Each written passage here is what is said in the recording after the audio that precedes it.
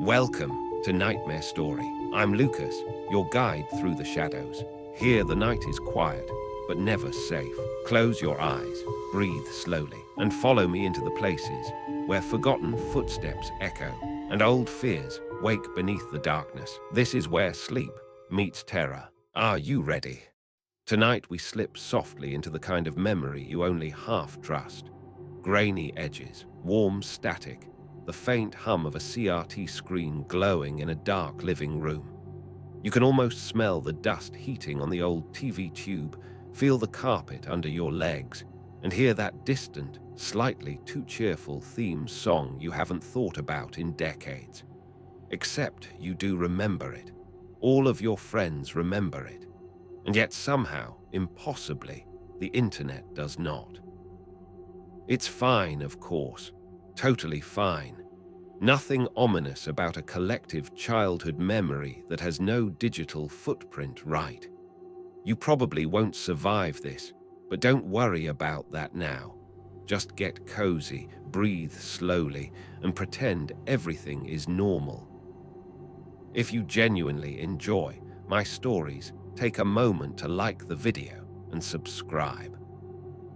Let's ease into tonight's journey together. You're standing in your friend Rafi's apartment, which, let's be honest, always smells faintly like microwaved noodles and ambition. The place is dim except for the cloudy yellow of the kitchen light, buzzing like it's doing its best but would appreciate a nap. Everyone else lounges around the coffee table, cluttered with half-finished drinks, old controllers, and a single VHS tape that absolutely should not exist. It's sitting there like a small, plastic omen. A faded label, peeling at the corners, shows a cheerful blue sky and a lopsided sun drawn in thick crayon. A title is scribbled in childish letters, Sunnytown Friends. You remember that name too well. The theme song flits across your mind, something about adventures, sharing, and a puppet raccoon who always lost his shoes.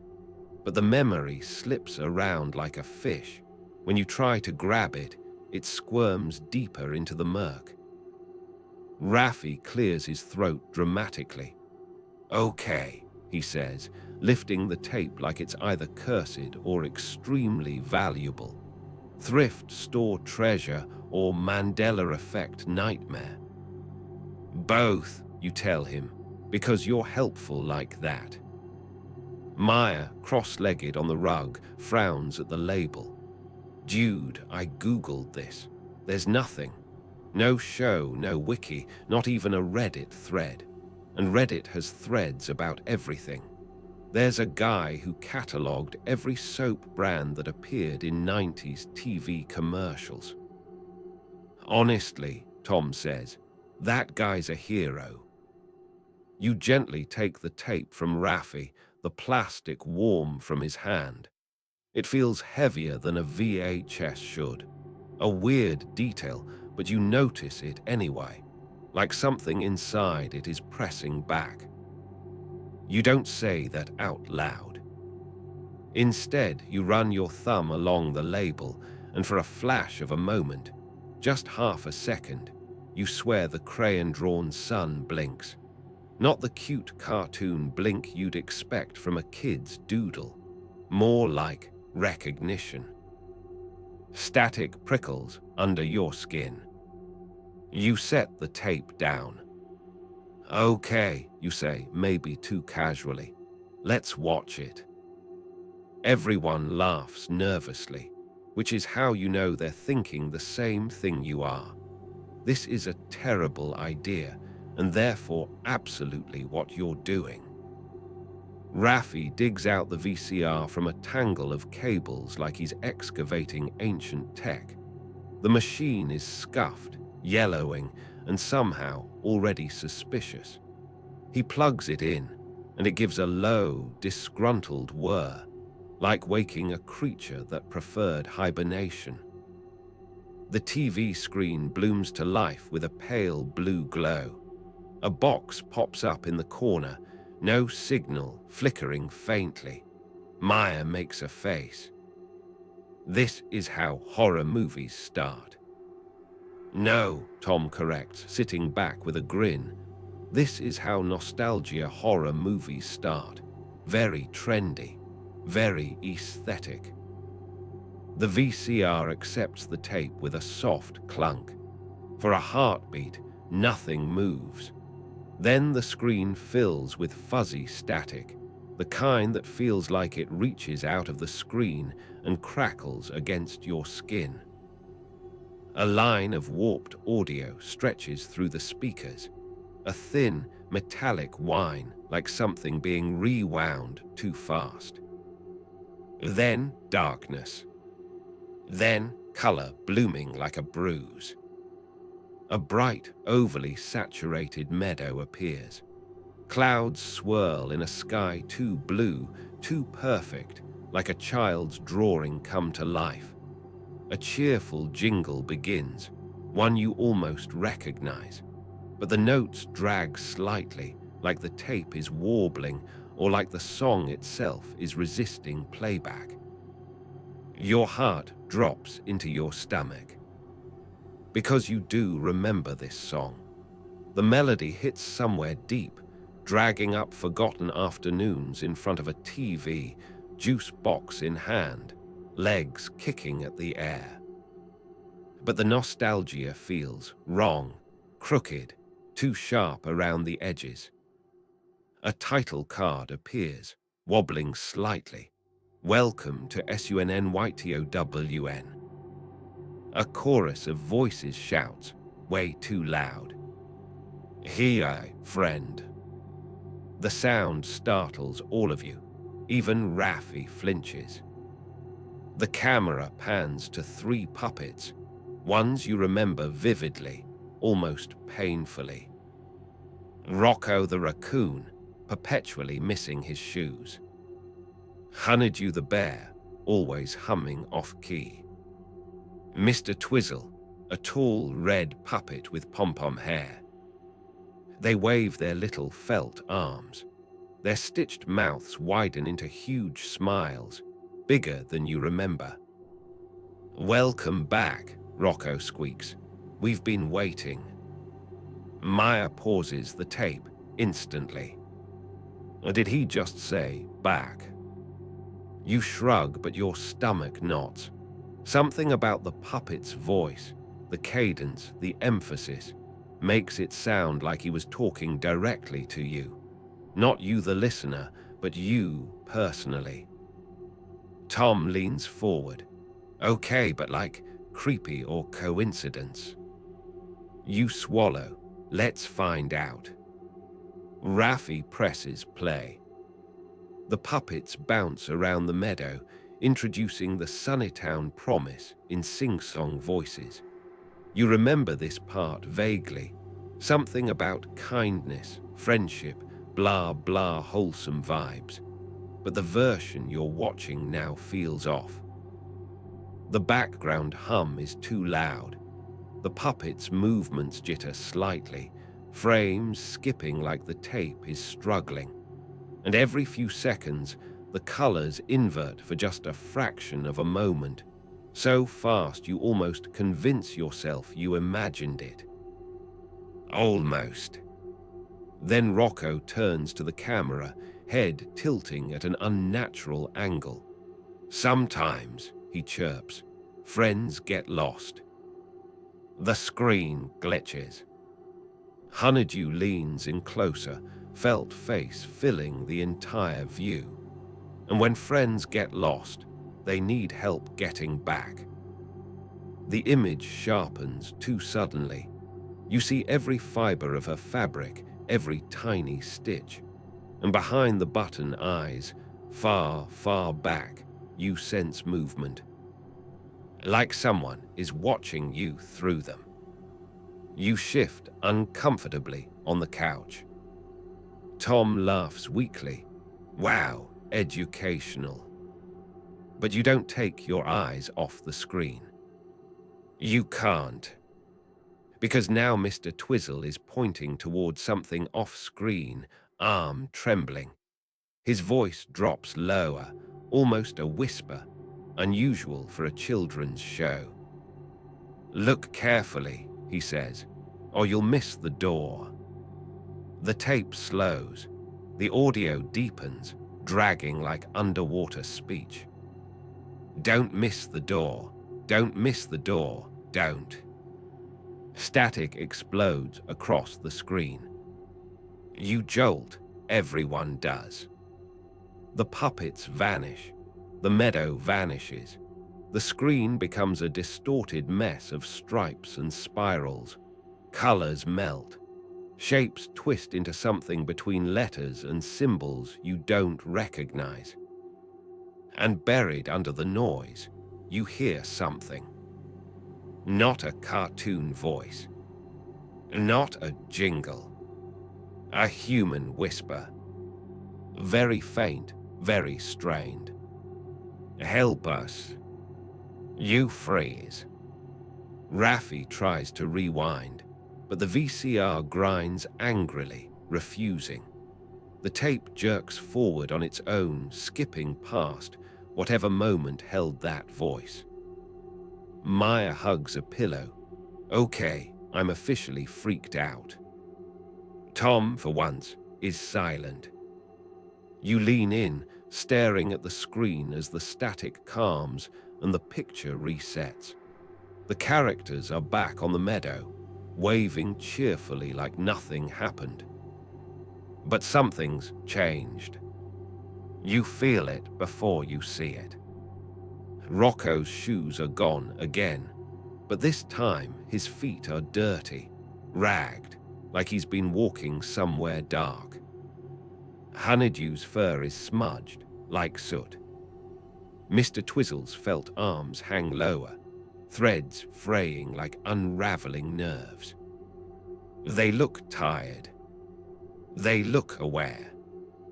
And when Rocco faces the camera, the smile twitching too wide, he says, "Thanks for finding us." You exhale slowly, heartbeat thudding in your throat. Because now you know the truth, even before the next glitch flickers across the screen. They weren't performing. They weren't acting. They were waiting. And somehow, they recognized you.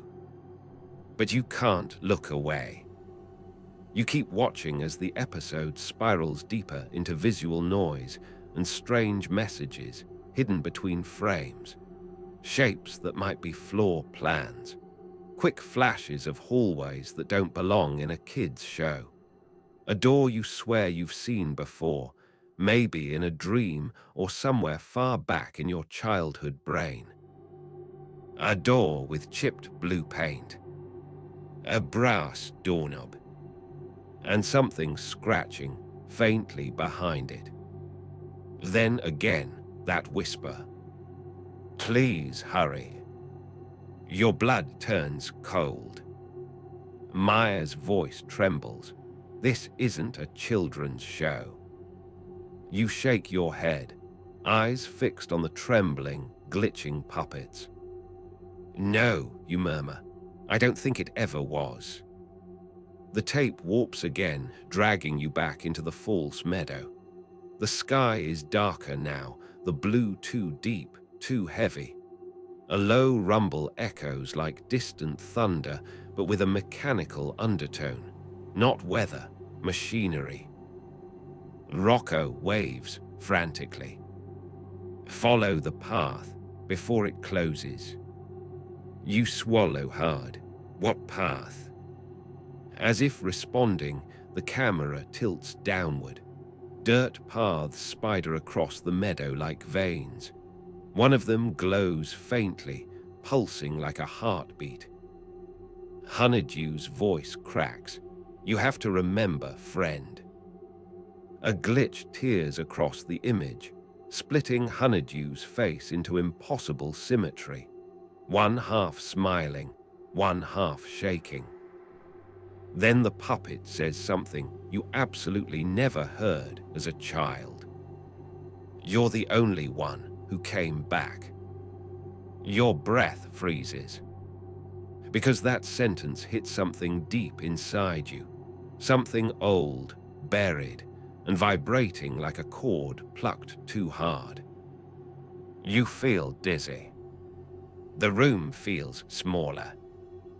And behind the puppets, behind the bright painted set, behind the false sunshine, you finally notice the shadowed outline of a doorway.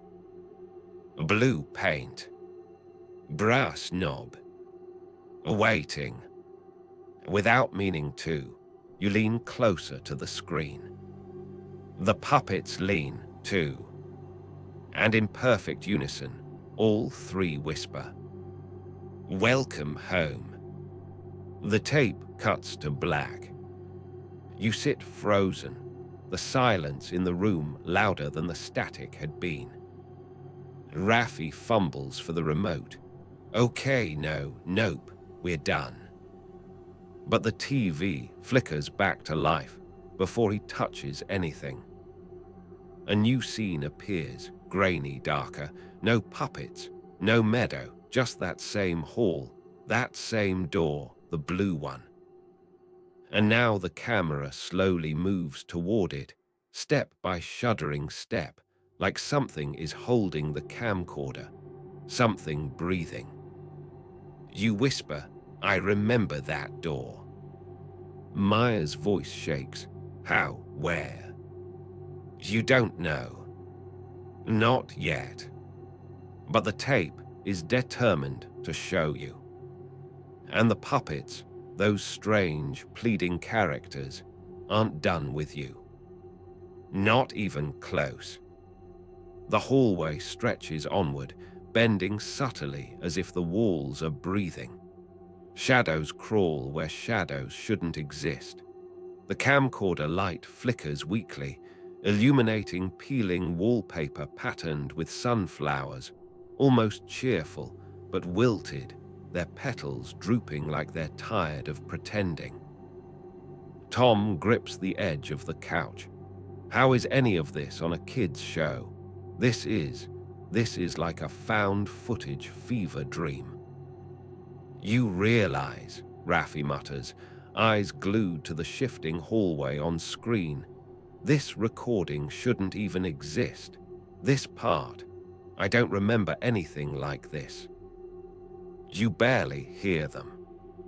Because the camera is nearing the blue door now. Your pulse sinks with the rhythmic flicker of the picture. A soft thud echoes from inside the door. Once. Twice. A third time. Then, a whisper seeps through the speakers, barely audible, like the breath of someone standing right behind you. Don't let them close it. Your entire body goes cold. Because the voice isn't a puppet's. It's a child's. And you're almost certain. It's your own. The room feels colder, though the thermostat hasn't moved, and no one wants to be the first to acknowledge it.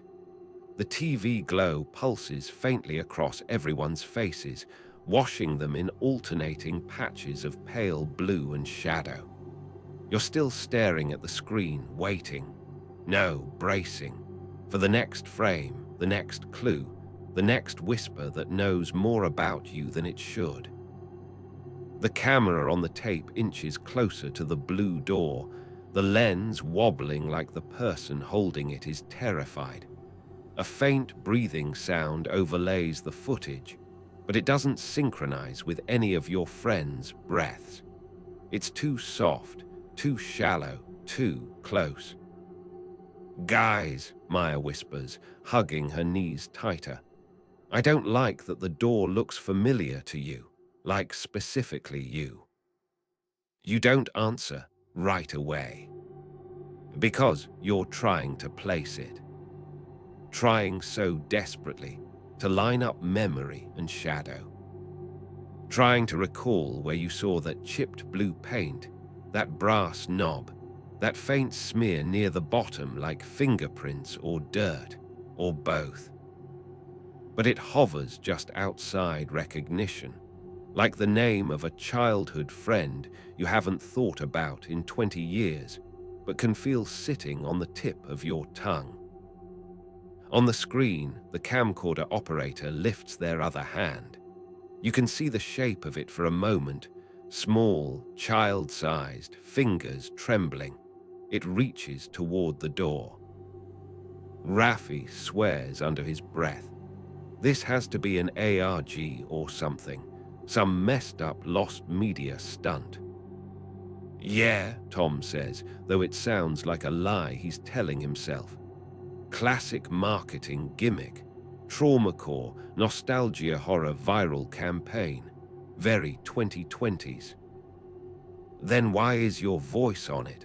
Maya shoots back gently, eyes flicking toward you. Tom opens his mouth, then slowly closes it again. You swallow hard. I don't know if it was mine. Kids sound similar sometimes. Another lie. Your bones know better. On screen, the child hand reaches the knob. It turns. The tiniest metallic click echoes through the apartment. A click you feel in your teeth. The door doesn't swing open all at once. It cracks first, like the hallway behind it has been waiting with held breath.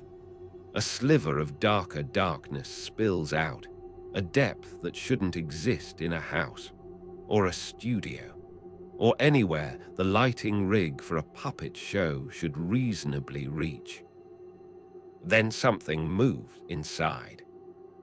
Quick, thin, vertical, like a long shadow shifting positions. The camcorder jerks back, and the child breathing grows ragged. You lean forward, because in that half-inch gap, just before the door jolts wider, you catch a single frame. Yes, a single unmistakable, gut-clenching frame of a face peering out. Not a puppet. Not a person. Something in between. Button eyes stitched into human skin, felt stretched over bone, teeth that don't quite belong to any species you recognize. Honeydew, but ruined. A corrupted version of the puppet from the meadow, like someone tried to rebuild her from memory in the dark and got the proportions wrong. She stares straight into the camera. Straight into you. And her mouth opens, stretching wider than felt should allow. Then, the tape screeches, colors tearing across the screen. The hallway blurs upward in a sudden whip pan, as if the camera operator is yanked off their feet. A thump, another, the distinct sound of someone scrambling across old linoleum, breathing in frantic, hysterical gasps. You can practically feel their heartbeat thrumming against your own chest. Maya grips your arm hard. Please tell me that was Honeydew. It looked like her, Tom whispers, voice thin. No, Raffi says, shaking his head too quickly. No, that was just visual distortion. VHS does that. It warps faces sometimes. VHS doesn't add teeth, Raffi. Silence. The screen stabilizes again, though the image still trembles like the tape is shivering. The camcorder swings wildly around another corner in the sunflower hallway. More peeling wallpaper. More shadows crawling without any clear source. The breathing grows even faster now, almost panicked. You feel it somewhere deep in your chest, the instinct to run. Even though you're safely on a couch, even though this footage was filmed decades ago, probably. even though there's no logical reason for your palms to be sweating like this. But there is something primal in that hallway. Something wrong in the way the shadows don't match the movement. Something watching the camcorder child flee, though you never see the pursuer. Finally, the kid rounds a final corner and slams into a wall painted with "Your stomach drops." The Sunnytown mural. The same mural from the opening sequence. The same bright meadow. Only here it's peeling and cracked and distorted, the sun's crayon smile stretched into a dripping grimace. The camcorder falls sideways, the image tilting. A new voice speaks. Low. Wet. Closer than anything has been so far. Found you. The screen abruptly cuts to the bright Sunnytown meadow again, music chirping cheerfully, as if the tape decided to hide what just happened beneath a cartoon bandage. Tom exhales shakily. What was that cut? Why cut there? Because something was about to reach the camera, Maya says quietly. She's right. You know she's right. And you also know something else, something you haven't said yet, because you're not ready to say it out loud. You've seen that sunflower hallway before. Not on a screen. Not in a meme. In person. A long, long time ago. The puppets reappear in the meadow, but the lighting feels wrong now. Too dim, too shadowy. Their felt looks damp, sagging around the seams. Rocco steps forward. There you are, he chirps. Except the chirping is gone. His voice is deeper now. Strained. Like someone is squeezing sound through a throat never meant for speech. You came back to finish the game. Your breath catches. Maya whispers, "What game?" But the puppets seem to hear her. Honeydew tilts her head, the one you all started a long time ago. Tom rubs his arms. We never played anything like that, I'd remember. Not if you weren't supposed to, Honeydew replies, smiling too wide. Raffi stands up abruptly. Okay, that's enough. This is actually not funny anymore. He reaches for the VCR. You don't blame him, but you also don't stop him. He pushes the eject button. Nothing happens. He presses it again, harder. The VCR whirs angrily, grinding its internal gears, refusing. The tape keeps playing as if it owns the machine. The puppets' heads twitch, jittering between frames, each movement a hitch in reality. Mr. Twizzle's felt arm rises, points. At you. Look behind you. Everyone freezes. Nobody moves. Nobody breathes. Raffi forces a shaky laugh. They can't. They don't know we're. The lights in the apartment flicker. Just once. Just enough for your heart to lurch. When they stabilize again, the TV displays a new image. No puppets now. No meadow. No hallway. A door. Your door. The same one in your apartment hallway. Same color. Same dent from where you dropped a box during move-in. Same sticker you forgot to peel off. You open your mouth, but nothing comes out. Maya whispers, How does it know where you live? Before you can answer, the picture distorts. The knob on your door twists slowly. Someone or something is turning it from the other side. The screen glitches. The room dims. And the puppets return, whispering in unison. Let us in. The words hang in the air like frost, and for a moment no one even dares to breathe. The TV glows faintly, too faintly, like it's running on borrowed energy, and the picture hovers there. Your apartment door, knob turning, slow and deliberate, framed in VHS static. Maya grips your sleeve.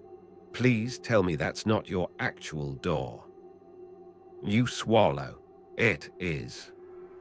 Raffi backs away from the TV like distance equals safety. Okay, no, I'm done. I'm unplugging this thing.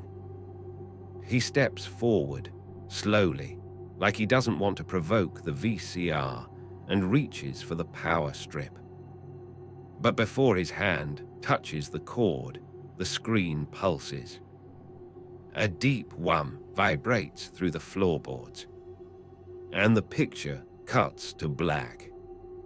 A moment of absolute silence follows, too sharp, too unnatural. Even the building's usual hum seems to vanish, leaving a vacuum of sound that presses on your eardrums. Then the screen lights up again. Not with the door. Not with the hallway. Not with the meadow. With you. You sitting on Raffi's couch. The footage is dim, grainy, captured from a strange high angle, like from the top corner of the room. You're staring at the TV, unaware you're being watched. Maya is hugging her legs. Tom is leaning forward. Raffi is mid-step toward the power strip. Raffi jerks backward, almost tripping. What the that's us? Right now, right now. Tom whispers, is there a camera in here? There isn't, Raffi shoots back. I live here, I'd know if. The footage zooms closer, the camera angle gliding downward like an insect crawling along the ceiling. It hovers just above your head on the screen. You can see the top of your own hair. Maya's voice trembles. That's not a real camera angle. It's floating. The image flickers. For a single frame, one horrific, heart-stopping frame, you see something in the corner. A silhouette, thin, tall, limping slightly, its limbs wrong in just the way the puppets were wrong.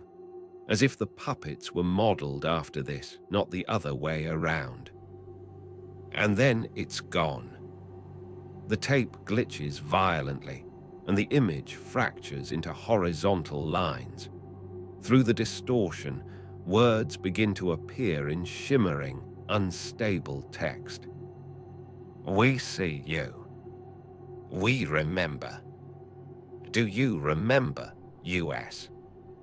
Your pulse quickens, because something about that last line feels personal, directed, like a voice calling from a memory you haven't accessed since childhood. The kind of memory you're not supposed to access at all. You lean forward, not because you want to, but because something in you can't not. The screen flickers again. A new scene forms. A playground. Not a cheerful one.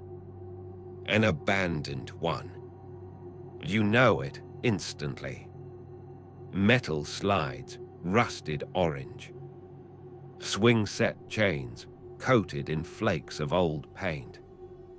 A wooden playhouse with chipped illustrations of smiling cartoon animals baked pale by the sun. You've been here. You've stood on that gravel. You've climbed that crooked ladder. Back when you were small enough that everything seemed taller, and the world still felt made of impossible magic. A memory returns in a flash, just a single image. You're standing beneath that slide. Someone is calling your name. Someone you don't see. Someone you desperately want to find. You blink hard, but the playground on the tape isn't empty. A figure sits on one of the swings. A child, back turned to the camera, rocking gently, silently. Maya whispers, "Is that you?" "No," you say. But the word feels brittle. It cracks halfway out. Because the child is wearing a jacket you owned in the late 90s. A jacket you loved. A jacket you lost. Tom leans closer to the screen. Look at the shadow. You don't want to, but you do. The shadow cast by the swinging child doesn't match their shape. It's taller, thinner, elongated like a marionette pulled by unseen strings. Just like the silhouette you saw in the ceiling footage. Then slowly, the child on the swing turns. Even before their face comes into view, dread sinks its claws into your stomach. Because you know what face it'll be. You know it before it's even shown. You feel it, like a memory resurfacing from below dark water. The child looks at the camera, and it is you. No doubt. No distortion. Your childhood face stares out of the television, eyes wide and oddly glassy. Older you instinctively recoils. Child you lifts a hand and waves. A soft voice, your voice from decades ago, echoes from the TV speakers. "Why did you leave me there?" Raffi gasps. "Nope, nope, no. What does that even mean?" Your heartbeat hammers so loud you almost can't hear the tape. Almost. Child you continues. You promised you'd come back. But you forgot. Everyone forgets Sunnytown. Behind your smaller self, the shadows on the playground shift, crawl, reassemble into puppety shapes that twitch with broken joints. A giant felt hand emerges from behind the slide, gripping the rusted metal, pulling something forward. A honeydew. Not the studio version. Not the bright, friendly bear. No. This one is soaked.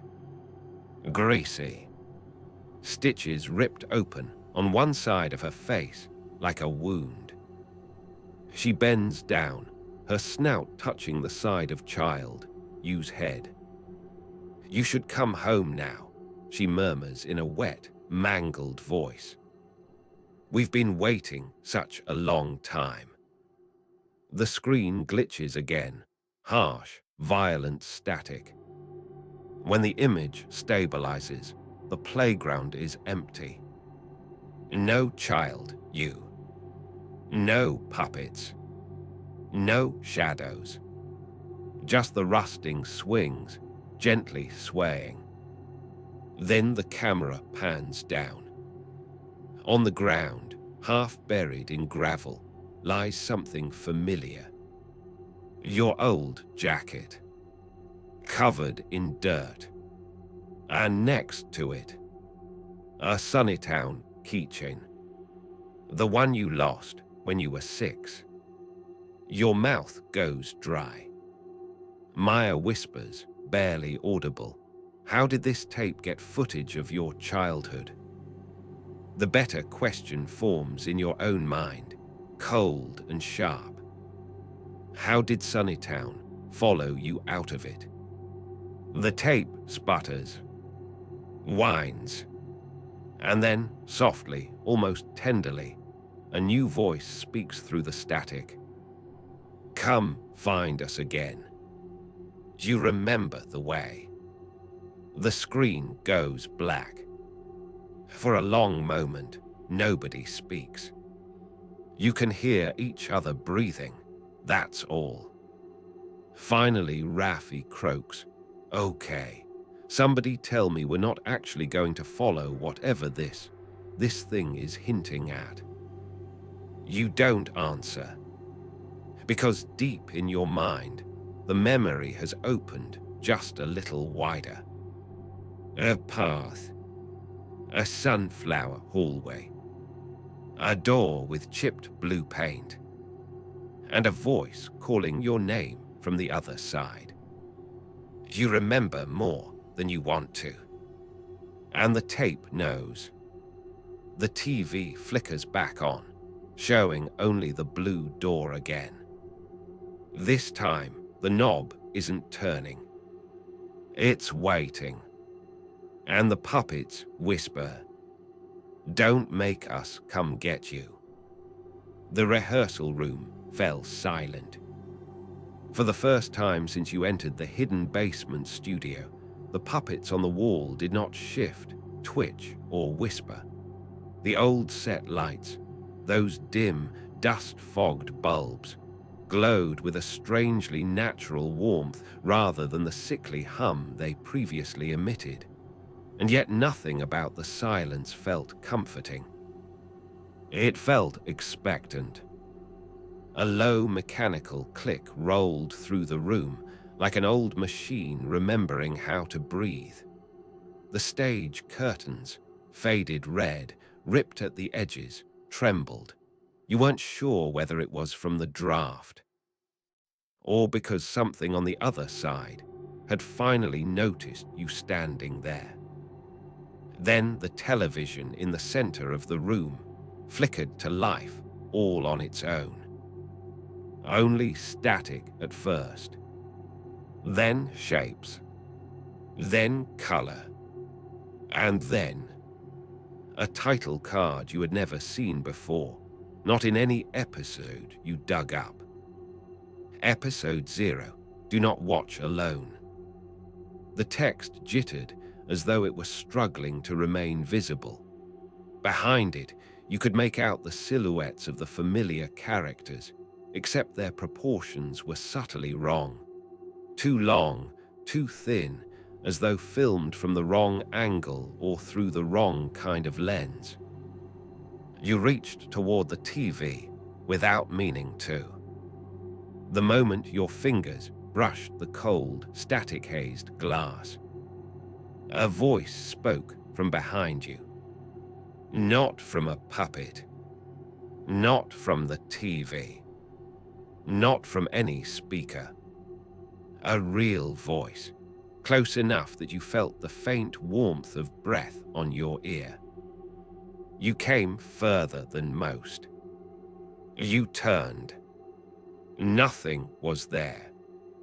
But the puppets, every single one, were now facing you directly, heads tilted as if in recognition.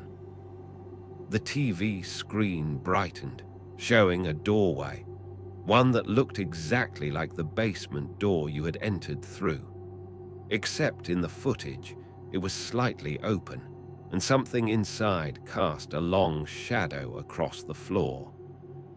A caption appeared beneath the image. The next part is not FILMED. You must find it. And somewhere deeper in the studio, a soft tapping sound began. Steady, rhythmic, like knuckles on wood. Growing closer. The tapping stopped. Not gradually, all at once, as if the thing making the sound realized you were listening too closely. For a moment, the room was still again. The dust in the air felt suspended, frozen, waiting for permission to fall. Then, knock. A single, heavy strike echoed from somewhere behind the set wall. The puppets' heads all snapped toward the sound at the exact same time. You didn't, because something else caught your eye. The TV screen shifted again. The doorway shown on the screen was no longer just slightly open. It was now open wide. You could see a staircase beyond it, descending into a place that absolutely didn't exist in the layout of the basement you had explored earlier. At the bottom of the stairs, a figure stood. A silhouette. Unmoving. Watching. A new caption typed itself onto the screen. If you can see it, it can see you. The overhead lights dimmed, buzzing angrily. The air pressure shifted, the kind of shift that makes your ears pop like you're suddenly deeper underground than you should be. Somewhere behind the set wall, the knocking resumed. But now it wasn't knuckles on wood. It was fingertips, dragging, searching, tracing the outline of something, maybe the door, maybe the wall, slowly, patiently, as though mapping the boundary between its world and yours. The puppet's button eyes glimmered with reflected static from the TV. One of them, one that had been slumped lifeless only moments before, lifted its arm with a slow, jerky pull of unseen strings. It pointed toward the far corner of the room, where the wallpaper was bulging outward, just slightly, as though the wall were breathing. The TV flickered. The silhouette on the staircase took one step upward, not fast, not rushed, just deliberate, like a creature confident you would not run. A third caption appeared, letters trembling. The door is already open. The bulging piece of wallpaper rippled, then split. Just enough for a pale, slender hand to press through, fingertips scraping against the air like it was testing the temperature of your world. The hand curled once, twice, like it was beckoning. The hand extending from the split wallpaper doesn't rush you. It just waits, fingertips flexing in slow, spider-like suggestion. The way it feels familiar hits you first. Not visually, not logically. More like the uncanny recognition of a nightmare you thought you forgotten. Your breath leaves you in a thin hiss you didn't mean to make. And the puppets, all four of them, turn their heads toward you when you exhale, like you've broken a rule of the room. The TV crackles, brightens, then dims again. Static chews at the edges of the screen like teeth closing around an image. The staircase reappears, but the silhouette is gone, which is somehow worse. You glance toward the torn wallpaper again. The hand is gone, but the indentation hasn't retreated. The wall still bulges as though something enormous is leaning its face against the plaster and listening. The air gets colder. Not dramatically, just a drifting, creeping chill that feels personal, like breath against the back of your neck. The kind that makes the hair on your arms rise one follicle at a time. Then something new happens. One of the puppets, the blue one with the crooked felt smile, tilts its head, lets its mouth hinge open wider than any stitched thing should, and speaks. Except the voice doesn't come from the puppet. It comes from behind you. A distorted whisper sliding across your spine. You shouldn't be here. Your fingers twitch. Your body wants to turn around to confirm the source of the voice, but every instinct you have screams not to. It's the same instinct that kept ancient humans alive long before electric light, or VHS tapes, or haunted children's shows. Do not look behind you. Do not acknowledge the thing that already knows you're aware of it. The puppet's head jerks sharply, as though hearing something you can't. Then all four puppets lift their hands. Not in warning, not in threat, in synchrony, pointing behind you. The whisper comes again, a little clearer now, a little more like a recording playing through a warped tape. It's already in the room. The basement lights flicker violently. On the TV, the scene shifts one more time. It's no longer the staircase. It's no longer the open doorway. It's a live feed of the back of your head. You tighten every muscle you have, and the screen shows something standing behind you, towering, thin, leaning down as though reading your thoughts over your shoulder. Its face is inches from you, even though you haven't turned around at all. The TV starts typing. Don't turn around. Don't look at it. Don't. The words glitch violently, expanding and contracting like the TV itself is panicking. Then they stabilize. It smiles when you notice it. The puppets lower their arms, very slowly, as if bracing, as if waiting, as if the room is about to change again. And then, right by your ear, the whisper comes one more time. Clear now. Confident. You noticed me. A cold fingertip touches the back of your neck. Just once. A greeting. The fingertip resting against the back of your neck doesn't move. It doesn't press harder. It doesn't retreat. It just waits, as though deciding what to do with you. For a heartbeat, the entire basement feels suspended. The lights frozen mid-flicker. The dust motionless in the air. The puppets paused in that eerie half-slump.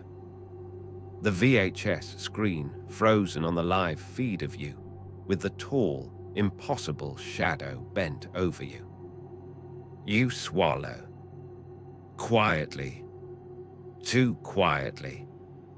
Because the moment your throat moves, the thing behind you leans in closer. Close enough that you feel a cold, deliberate breath slide across your skin. The kind of breath that doesn't feel like air leaving lungs, but like something imitating a sound it has only heard secondhand. On the TV, the image distorts.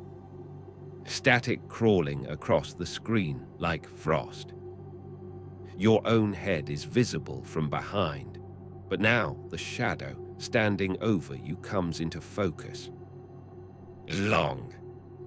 Too long. Arms that taper into needle-like fingers. Shoulders that slope forward like it was grown to lean. A head cocked at an angle that no human spine would allow. and where the face should be. Pixelation. Not to hide it, but because whatever it is, the VHS can't record it. The whisper comes again, closer than your own pulse. You looked for me. You remember me. Your breath stops halfway. You didn't remember anything.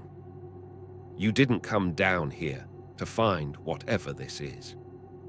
But the puppets, the show, the tape everyone thought existed. The childhood episodes that felt wrong even then. Maybe some part of you did remember. The fingertip trails upward, tracing the base of your skull. Not clawing, not hurting, just memorizing you. The puppets shift again. This time, not in unison. The yellow rabbit puppet turns its entire body toward you, dangling limbs swinging with a slow marionette sway. Its felt mouth opens, but the sound that comes out doesn't match it. You shouldn't follow him. A different puppet, the red bear with one missing eye, cuts in with a deeper, warbling voice. It's too late not to. Both puppets look at each other, or seem to, as if trying to agree on a warning. The wall behind them groans. The bulging section stretches outward like something enormous is pressing its forehead against it, learning its texture. The VHS feed flickers to a new angle. Not your head this time. Not the shadow. A shot from the floor, low and grainy. A child's perspective. A small hand enters the frame, pointing at your feet. Something is crawling out from under the shelves behind you. You don't feel it. You don't hear it. But on the screen, you can see long, thin limbs dragging themselves forward. Arms bending in wrong, quiet arcs. Motion like stop-motion animation, mixed with something that should never move. Another caption types onto the VHS. There were always two of US. The fingertip at your neck retreats. Not far, just an inch. Enough to let you know it's still there. The thing on the floor in the VHS feed crawls closer to your ankles. The puppets flinch. Yes, flinch. Like they're afraid. You've never seen a puppet wrinkle before. Not like that. The red bear whispers again, this time the audio crackling. Don't let them touch each other. The yellow rabbit nods, jerkingly. If they do, you'll go back. Back. Back where? Before you can ask, even in your mind, the tall figure behind you moves for the first time. You feel its head sink lower, lowering until its chin is almost touching your shoulder blade. And the whisper comes again, spoken with a voice that sounds like it's imitating your childhood. Come down the stairs with me. The VHS screen cuts. The image snapping to a shot of the impossible staircase again. Except this time, it isn't empty.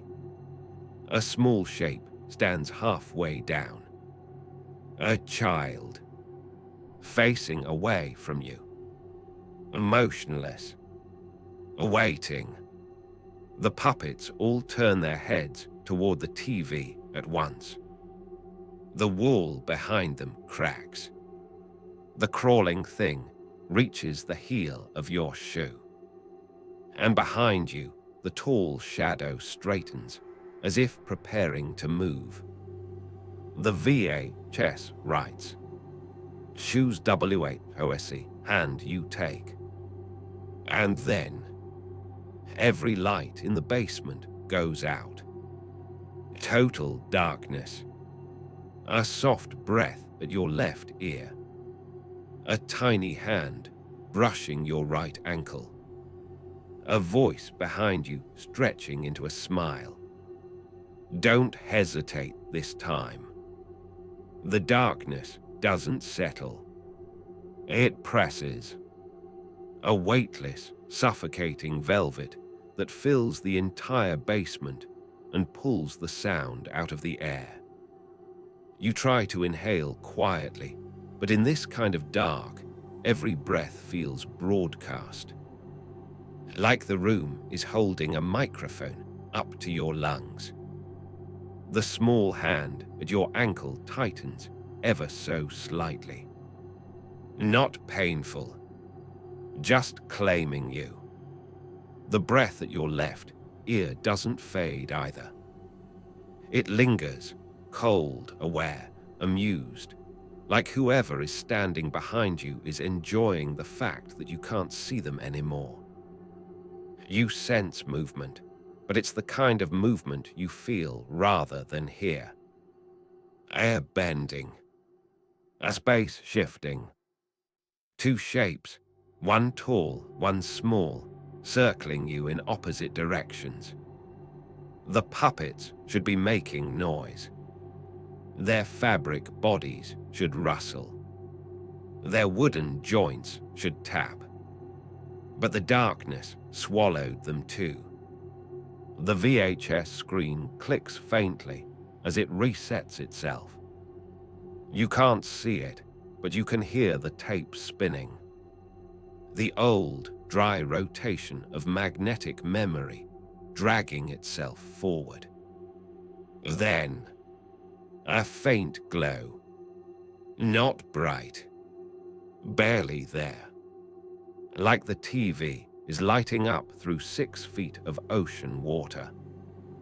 In that dim, ghostly illumination, you see just enough. The silhouette of the child standing to your right now. Closer than before. Arm extended upward, palm open, waiting for you to take it. And opposite it, the silhouette of the tall figure still behind you, but now you see the outline of an arm reaching forward. Long. Unnaturally long. Hand angled toward your shoulder as if offering guidance or claiming ownership. The VHS screen stabilizes with a whisper of static and displays a single line. You can't move forward until you choose. The puppets, soft felt faces flicker into view as the light grows a little stronger. Their sewn-on smiles quivering in the half-light like they're trying not to speak. Then the yellow rabbit's voice leaks through the dark. Hold the wrong hand, and you won't wake up. The red bear's voice overlaps it, deeper, glitching.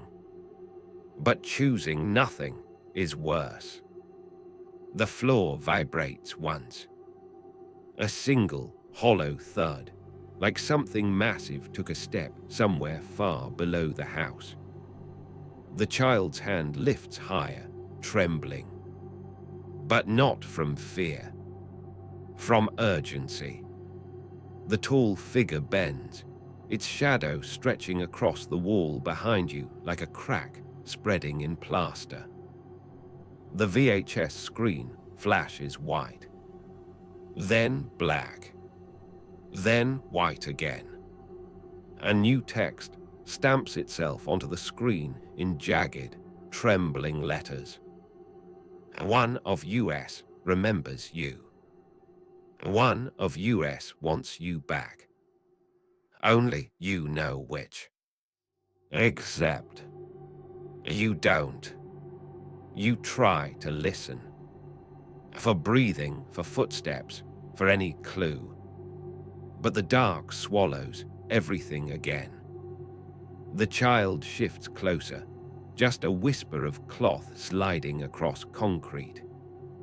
The tall figure remains perfectly still behind you, waiting, patient, timeless. Then, from somewhere in the dark, a new voice speaks. Not the child, not the tall shadow, not any of the puppets. A voice that sounds exactly like yours when you were 7 years old.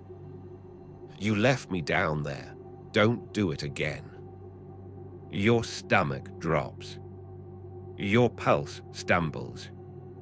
The puppets all snap their heads toward you at once, as if that voice was the one thing they hoped would never surface. The tall figure shifts, almost eager. The child's hand trembles with a soft, desperate insistence. The VHS screen writes one final line in the dim glow. Choose before they touch each other. Your heartbeat is the only sound now. The dark begins to move again. Shapes bending, limbs extending, the air trembling with two presences converging. The small hand and the tall hand, moving toward each other. Inch by inch. If they meet, the story ends. Not well, not softly, not anywhere you can come back from. You have seconds, maybe less. And then, in the dark, your childhood voice whispers again, closer this time. Please don't leave me alone again. The plea, your own voice, much younger, much smaller, hits you harder than anything else in the room. Not the tall figure's cold breath, not the child's trembling hand, not the puppet's warped warnings, not even the VHS screen's frantic demands. Because that voice doesn't sound like an imitation. It sounds like a memory wearing your own tone, your own fear, your own confusion. Like something that got left behind in a place you don't consciously remember. But your bones apparently do. The darkness thickens around you, slow and syrupy, and you can feel the two shapes closing in. The small one from the right, the tall one from behind. The air grows colder, sharp, as if the temperature is being siphoned away by something that shouldn't be alive. Something that might not technically be alive at all. On the TV, the image sharpens for a moment. A grainy VHS shot of a basement staircase, the same staircase you saw earlier. Only this time, at the very bottom, a small figure sits with its back to you. You hear soft crying. And it's your voice. Your younger voice. Your exact tone the day your favorite cartoon ended mid-episode and never aired again. The same day the playground kids told you about a lost tape that made children vanish. The same day you swore you saw something on the static screen blinking at you. That voice, the one you forgot on purpose. Now it's here. Now it's asking not to be abandoned again. The child beside you inches closer, its silhouette no longer fuzzy, but gaining detail as the VHS glow strengthens. A small arm, a narrow shoulder, a head tilted down. But its posture is wrong. Too still, too locked, like a puppet waiting for its strings to be pulled. From behind you, the tall figure shifts again, its shadow stretching farther across the floor. You hear the soft, crackling sound of joints popping, like someone twisting a marionette's limbs into position. Your breath hitches. The puppets react instantly. The yellow rabbit puppet snaps upright, fully upright. For the first time, its felt ears pointing forward like antennae. Its voice is panicked now, glitching around the edges. Don't take his hand. He's not the one you lost. The red bear counters with a hollow, resonant growl. Don't touch the tall one either. He's the one who found you. Both puppets stare at each other, confused, as if even they aren't sure which warning is right. The VHS screen writes, "The child isn't a child. The memory isn't yours. The tall one isn't new." Then the next line appears underneath. "But one of THEM is lying."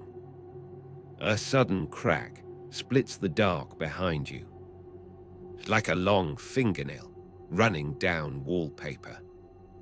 Then the tall figure speaks again, in a voice made of static hiss and warped softness. "I've been waiting longer." The child speaks next, voice quivering with the perfect imitation of your younger self. "Take my hand, or I'll disappear again." Your heartbeat stutters. Because that voice sounds exactly like the one in the old tape you swore you watched as a kid. The episode where the host asked children, "Do you want to stay here with us? Or go back upstairs?" And you didn't answer. You froze. The screen went black. Your parents said the tape malfunctioned. But now the same voice is here, asking again. The child reaches closer. The tall figure reaches farther. Their hands are inches apart, close enough that if you don't choose, they'll touch each other. The puppets scream. Not words, just sound. Flat, fabric-muffled shrieks like someone wringing voices out of cloth. The puppets recoil violently as the room distorts, the floor warping like heated plastic, the ceiling bending downward in a subtle bow. The VHS screen flickers, then shows this basement. Live feed. From a high corner you didn't know had a camera. In the grainy footage, both figures are visible. The child's outline. Arms trembling, head lowered, unmoving except when it needs to imitate you. And the tall shadow. Looming, stretching, bending patiently toward you. Then another line of text appears on the feed. Only one of them, LEADS forward. Only one, LEADS back. Only one is real. The puppets, screaming, stops abruptly, their heads lolling forward like marionettes whose strings were dropped. The child lifts its chin, slowly, and you see the shape of its face in the dim glow. Not the features, just the shape. Rounder than you remember. Smaller. Almost right. almost familiar. Almost. The tall figure bends lower, its face still a blurred mass. Something the VHS can't translate. Like it's too old for analog technology to capture. You have to choose. But before you do, before you commit, your childhood voice whispers one more time, quieter than a breath. You promised you'd come back for me. The words linger in the dark, soft, trembling, threaded with a longing that doesn't belong in this place. You feel them settle into you like dust in an abandoned house. You promised you'd come back for me. A line that could ruin anyone. A line designed to. The child's silhouette lifts its face a little higher, enough for the faint VHS glow to reveal the contour of its cheek. Your cheek. Or very close to it. Too close. The tall figure behind you straightens in a slow, deliberate motion. Not impatient. Never impatient. Just confident that time favors beings like it. The two hands. The small one and the impossibly long one. Hover inches away from touching. Warmth brushes your right wrist. Cold grazes your left shoulder. They're both waiting. The entire basement breathes around you. The VHS screen flickers again, steadying into a clearer live feed. You, standing between the two shapes, trembling slightly. Your face half-lit by the glow of a static bleeding image. But something is wrong in the feed. In the corner of the frame, sitting on the bottom step of that impossible staircase, is a small figure. Another one. Knees drawn to chest. Arms wrapped around legs. Head bowed. The shape barely visible, but unmistakably. A you. Or the version of you from childhood memory. The one who felt too small, too lost, too forgotten. The one you thought this child beside you was. Except the child beside you is still here, reaching. And the one in the feed hasn't moved at all. The puppet's lifeless bodies twitch suddenly. One jerk, like a glitch correcting itself. The yellow rabbit's voice, weak now, stretched thin, wheezes out.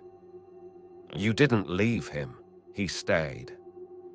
The red bear's head snaps backward, eyes fixed on the tall figure. But the tall one brought something back with him. Brought something. Or someone. The child's trembling intensifies.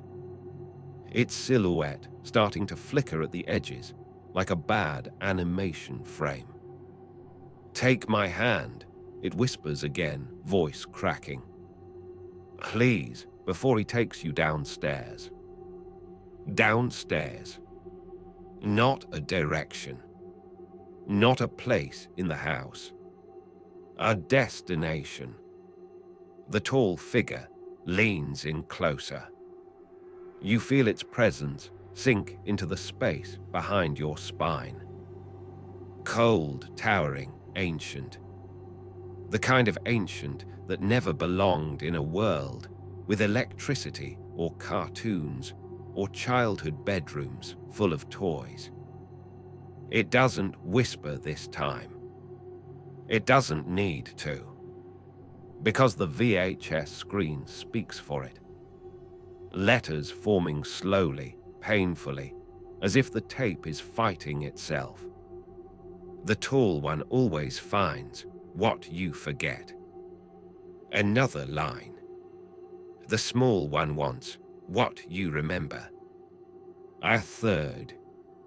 But one of them is not from you. The basement shudders. Dust drizzles from the ceiling. A thin crack zips across the far wall like a lightning bolt frozen in plaster. The two hands move closer together. One trembling, one steady. As if both are about to seize your decision for you. Then, a tiny sound breaks through the static-soaked silence. From the VHS feed. From the staircase. The small figure sitting at the bottom lifts its head. Not fully. Just enough for you to see the shimmer of tears along a familiar, childish jawline. Your jawline. And in a trembling, cracked version of your childhood voice, it says, I waited a long time. The puppets freeze. The child next to you goes silent. The tall figure leans forward, its blurred face tilting in interest. Your pulse trips. Because that one, the one on the staircase, that's the one you left behind. Not by choice, not knowingly. But memory isn't kind, and childhood isn't fair, and some pieces of us stay in dark places longer than they should. The child beside you stiffens. Its hand curls into a small, tight fist. Not pleading. Not innocent. Angry. And in a low, muttering echo that no child should make, it whispers. You weren't supposed to see him. The tall figure shifts, a rustling of limbs scraping against the dark. For the first time, it hesitates. The child beside you steps closer. Not reaching now, but preparing.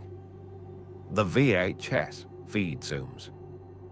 The small, real child on the staircase coming fully into view, eyes red and wet, but no longer crying. Just waiting. And the text appears again, frantic. Take his hand if you want to leave. Not the one beside you. Not the one behind you. The puppets jerk violently to life, both shouting over each other. Don't touch the one next to you. HES not you. Don't turn around. HES been following you since the first episode. Their voices dissolve into static. The basement trembles. The darkness sharpens. And the child at your side drops all pretense.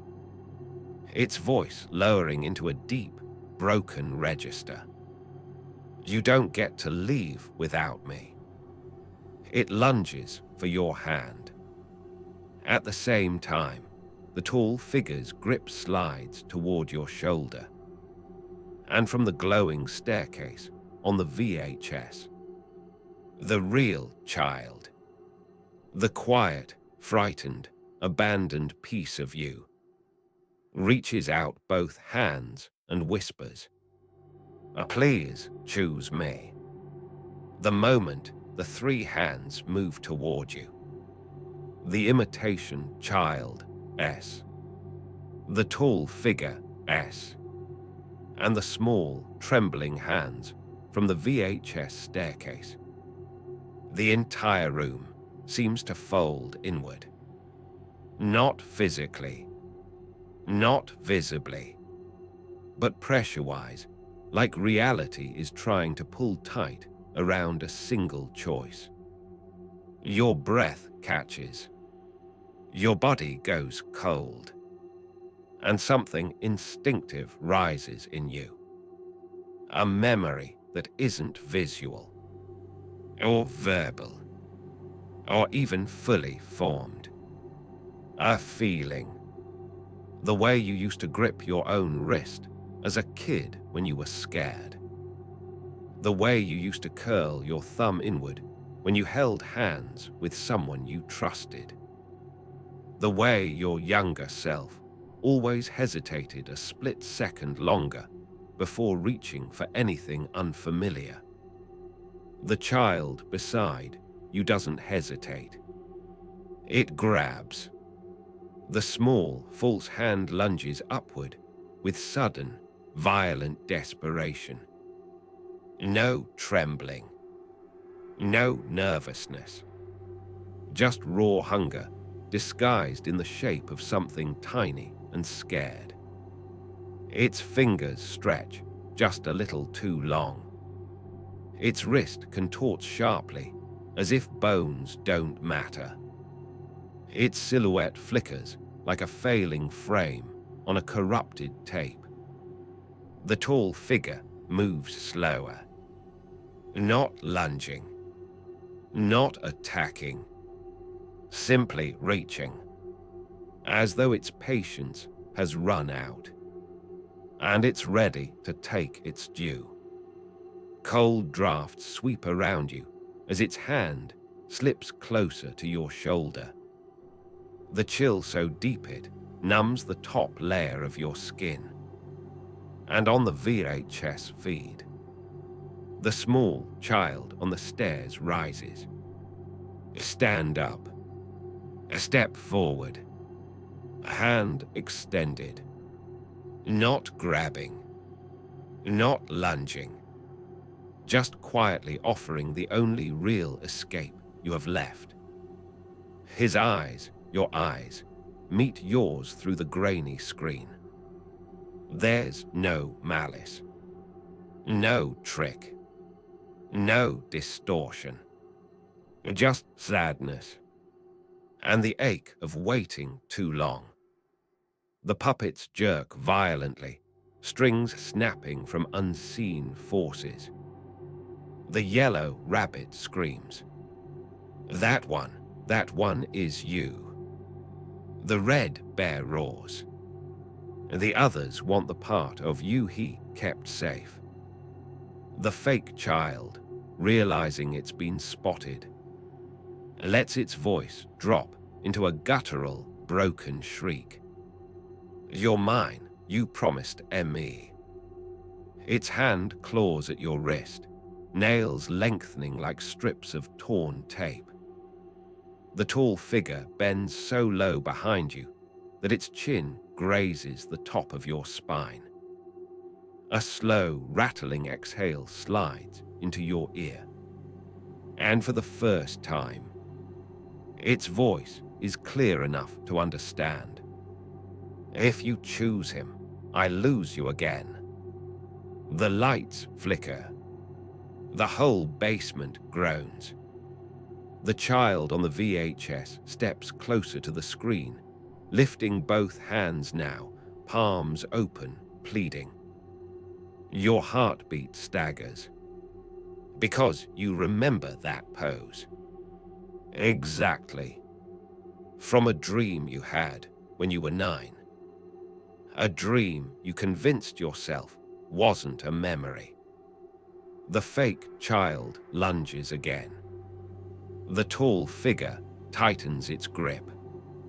And from the VHS, the real child whispers one final time. Please, this time, don't leave me behind.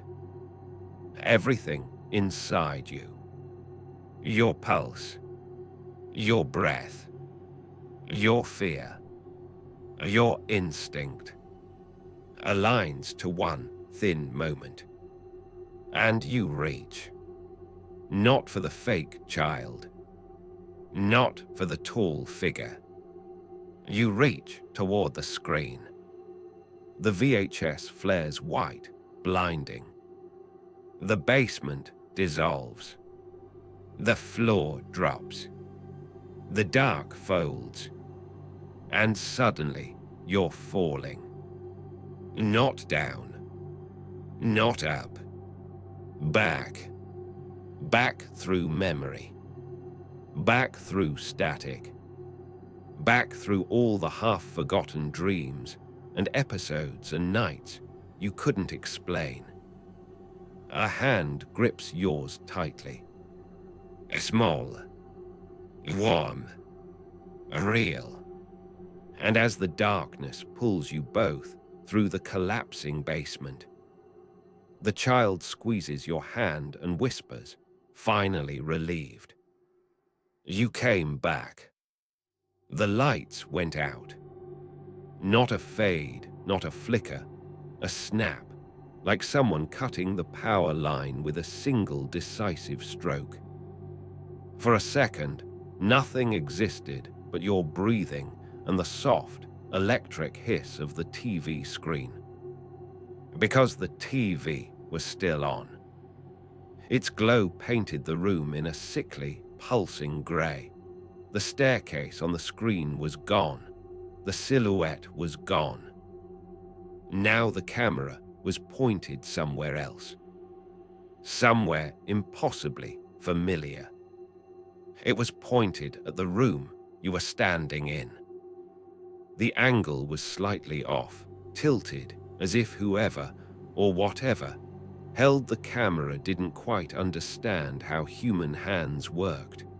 But you could clearly recognize the peeling wallpaper, the shelves warped by damp, the puppets limp on the set floor. Except they weren't limp anymore. On the screen, they were standing. All of them. Perfectly still, in a semicircle facing the camera, facing you. You glanced around the room. The puppets in real life were still slumped on the ground. Good. Good.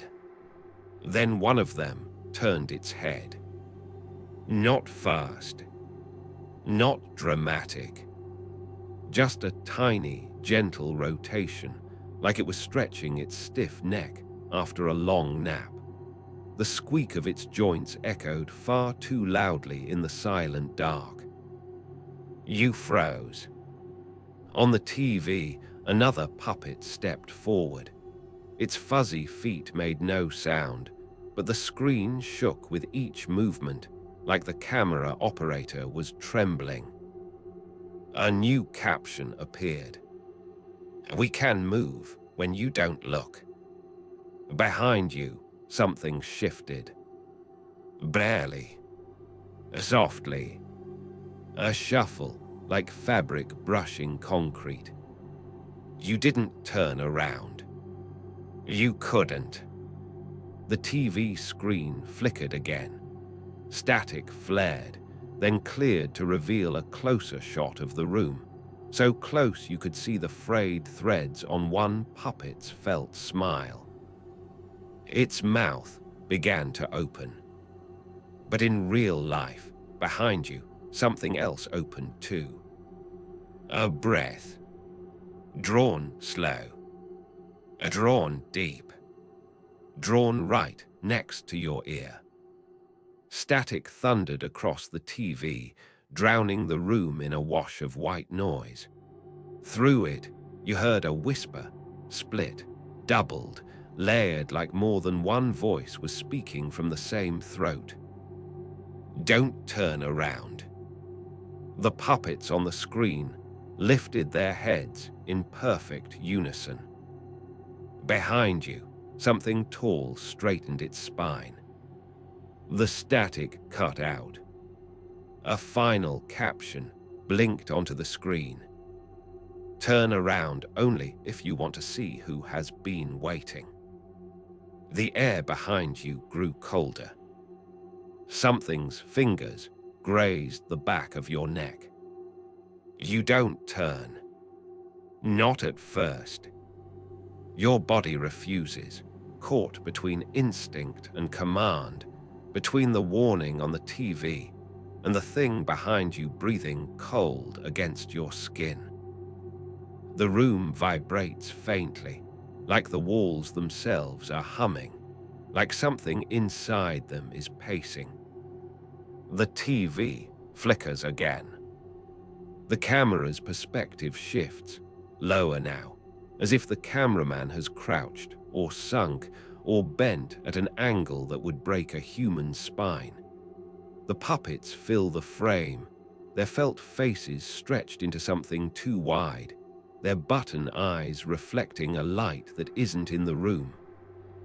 A new caption types itself slowly, almost lovingly. ITS closer than you think. Behind you, the breathing pauses. Not because it's gone, because it's listening, waiting. You feel the air change, like a presence leaning in, its attention gathering around you. The puppets on the TV tilt their heads, mimicking a predator's curiosity. Then, a soft, wet sound, right behind your ear. Not a whisper this time. A sniff, like it's smelling you. The TV flashes white for half a second. When the image returns, the camera is positioned directly behind a puppet's head. You see its fabric fibers lifted slightly, as if charged with static. It starts to turn toward the camera. At the exact same moment, something behind you starts to turn you. Fingers, not warm, not cold, just wrong, touch your jaw, gentle as a child learning how to hold a fragile toy. They press, they guide, they begin to rotate your face inch by inch toward the darkness behind you. Your muscles lock. Your pulse thunders. The TV glitches. Every puppet is suddenly inches from the camera, staring straight out of the screen, straight at you, as if urging you to disobey the thing controlling your chin. A new caption blinks rapidly, almost frantic. Don't let it finish turning you. The hand on your jaw tightens. Your head moves another inch. Another. A warm exhale brushes your cheek. Then a voice, raspy, splintered, like wood dragged across stone, whispers, "I want you to see me." Your eyes, despite everything, begin to shift. The TV goes black, except for one sentence burning in white. If you see it fully, IT stays. The hand behind you trembles with excitement. Your head is halfway turned now. You can feel its other hand rising, lightly brushing the back of your hair, smoothing it, preparing you to face it. A third hand begins to slide around your waist. You didn't know it had more than two. The whisper returns, closer, eager. Look. Your head inches forward. Half turned. One side of your face almost facing the dark, the other still tethered to the faint glow of the VHS. The air behind you is thick, so thick it presses against your lungs, your ears, your skin. And then the whisper comes again. Look. Not a suggestion. Not a warning. A command. Your eyes flick toward the darkness. There's nothing. Not at first. Just a heavy, stretching void, thick as tar. Then shapes emerge. Faint outlines at first, like heat waves on asphalt. They twist, slow and deliberate, forming a tall, impossibly narrow silhouette. Its head tilts the way no human neck should. Its fingers stretch long, brushing the floor. And beside it, something smaller crouched. Curled up, almost delicate. You recognize it immediately. You shouldn't, but you do. A fragment of memory you buried deep in a corner of your childhood you thought you forgotten.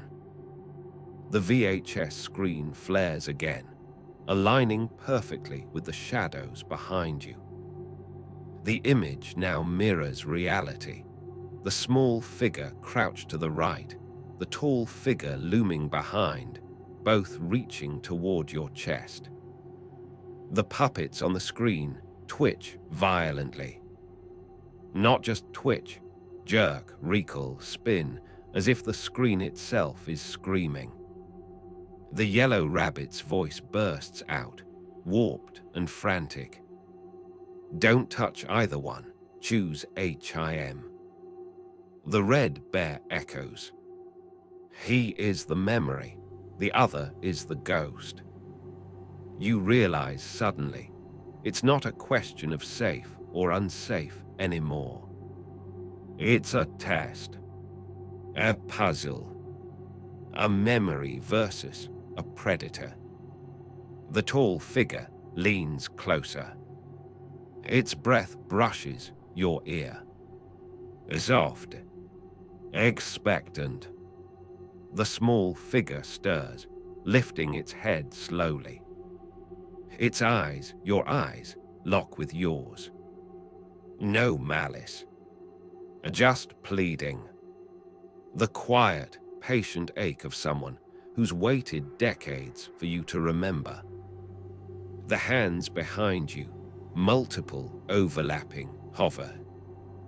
You can feel the weight of their attention.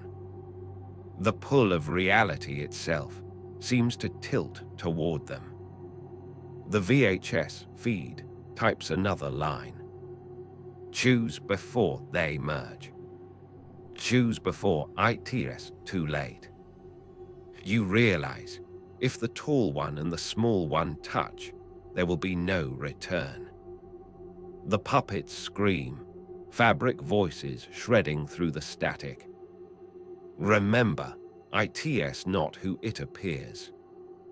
And in that moment, something clicks deep in your chest, a faint memory of the episode you watched once, decades ago. A warning you didn't understand as a child.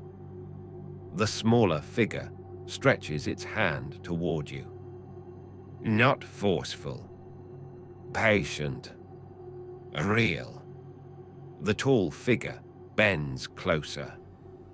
Its shadow envelops your back, eager, confident, ancient. And your heartbeat tells you the choice has already begun. The moment stretches thin.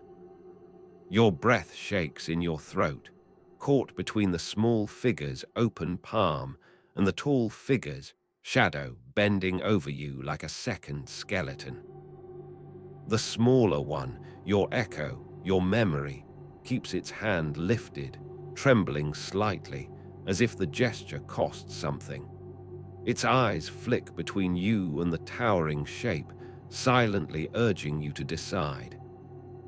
The tall figure grows impatient. Its many fingers flex at once, joints popping like distant branches cracking in cold air.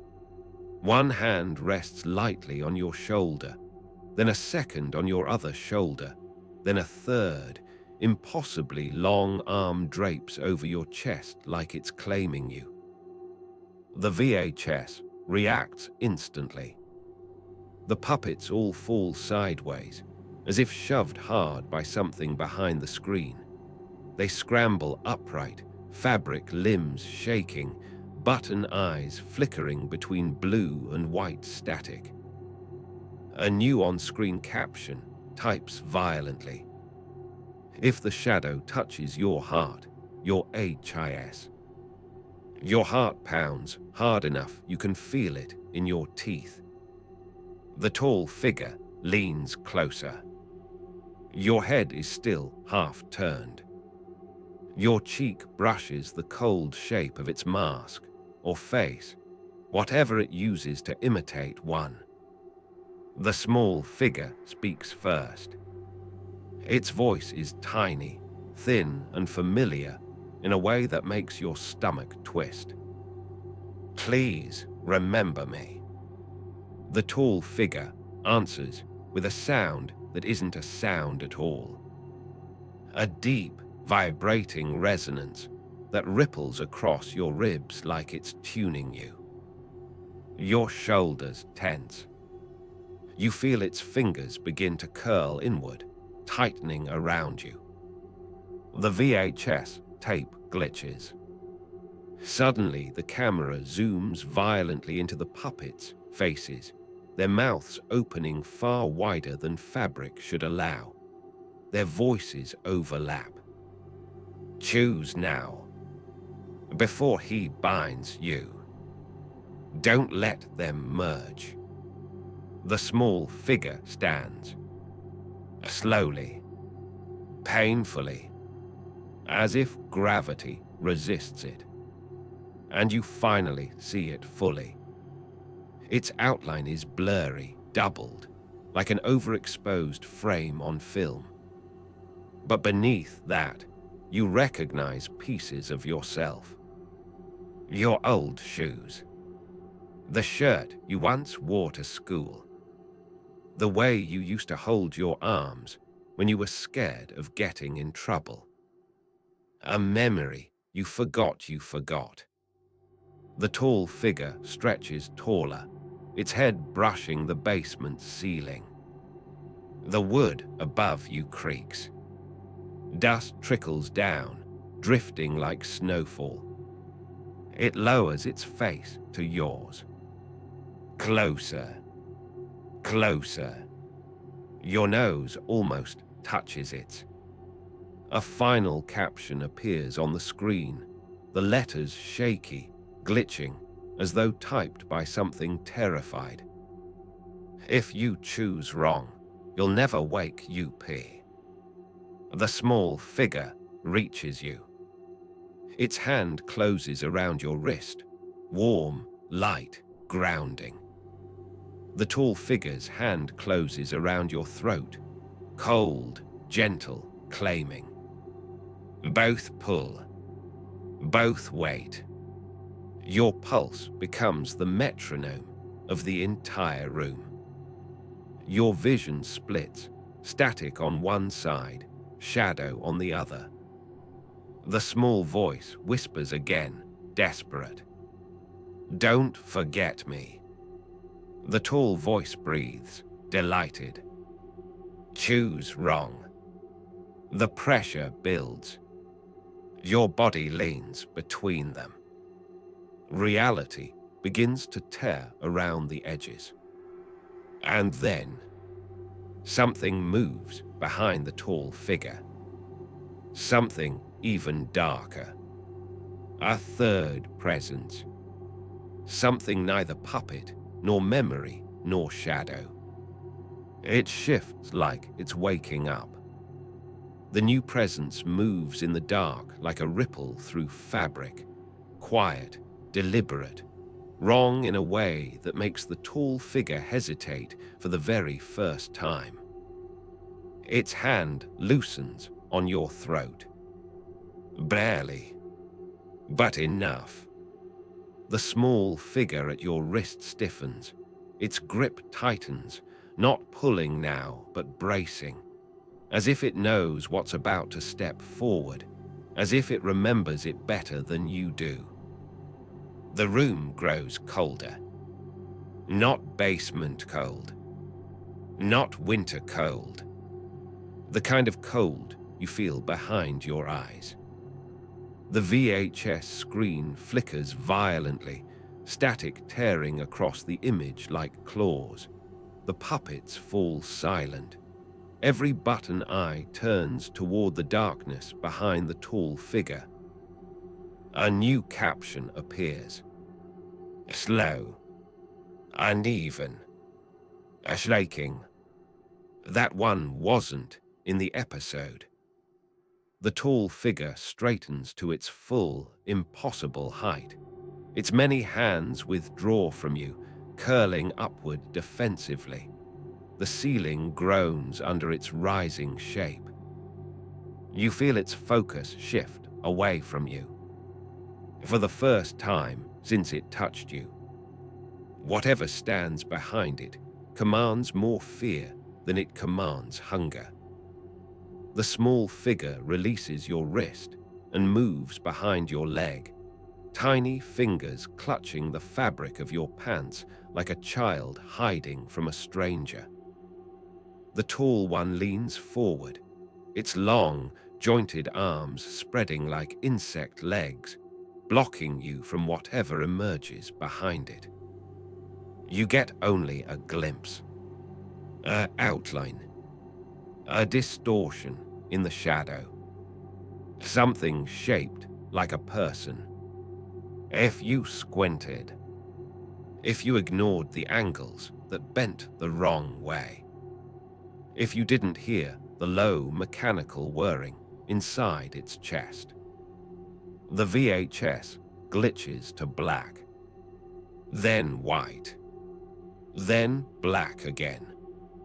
And finally, it forces out one trembling line across the bottom. This one belonged to any memory. Something steps fully into view. It is tall, but not in the stretched way of the shadow figure. Its height is rigid, segmented, like stacked boxes wrapped in black tape. Its head is rectangular. Familiar. Too familiar. A VHS cassette. Long, vertical, fused to a neck of twisting tape. Its arms are spooled strips of magnetic ribbon, unraveling and retracting with a faint plastic rattle.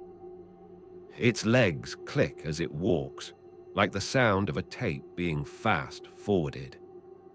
Its voice doesn't come from a mouth.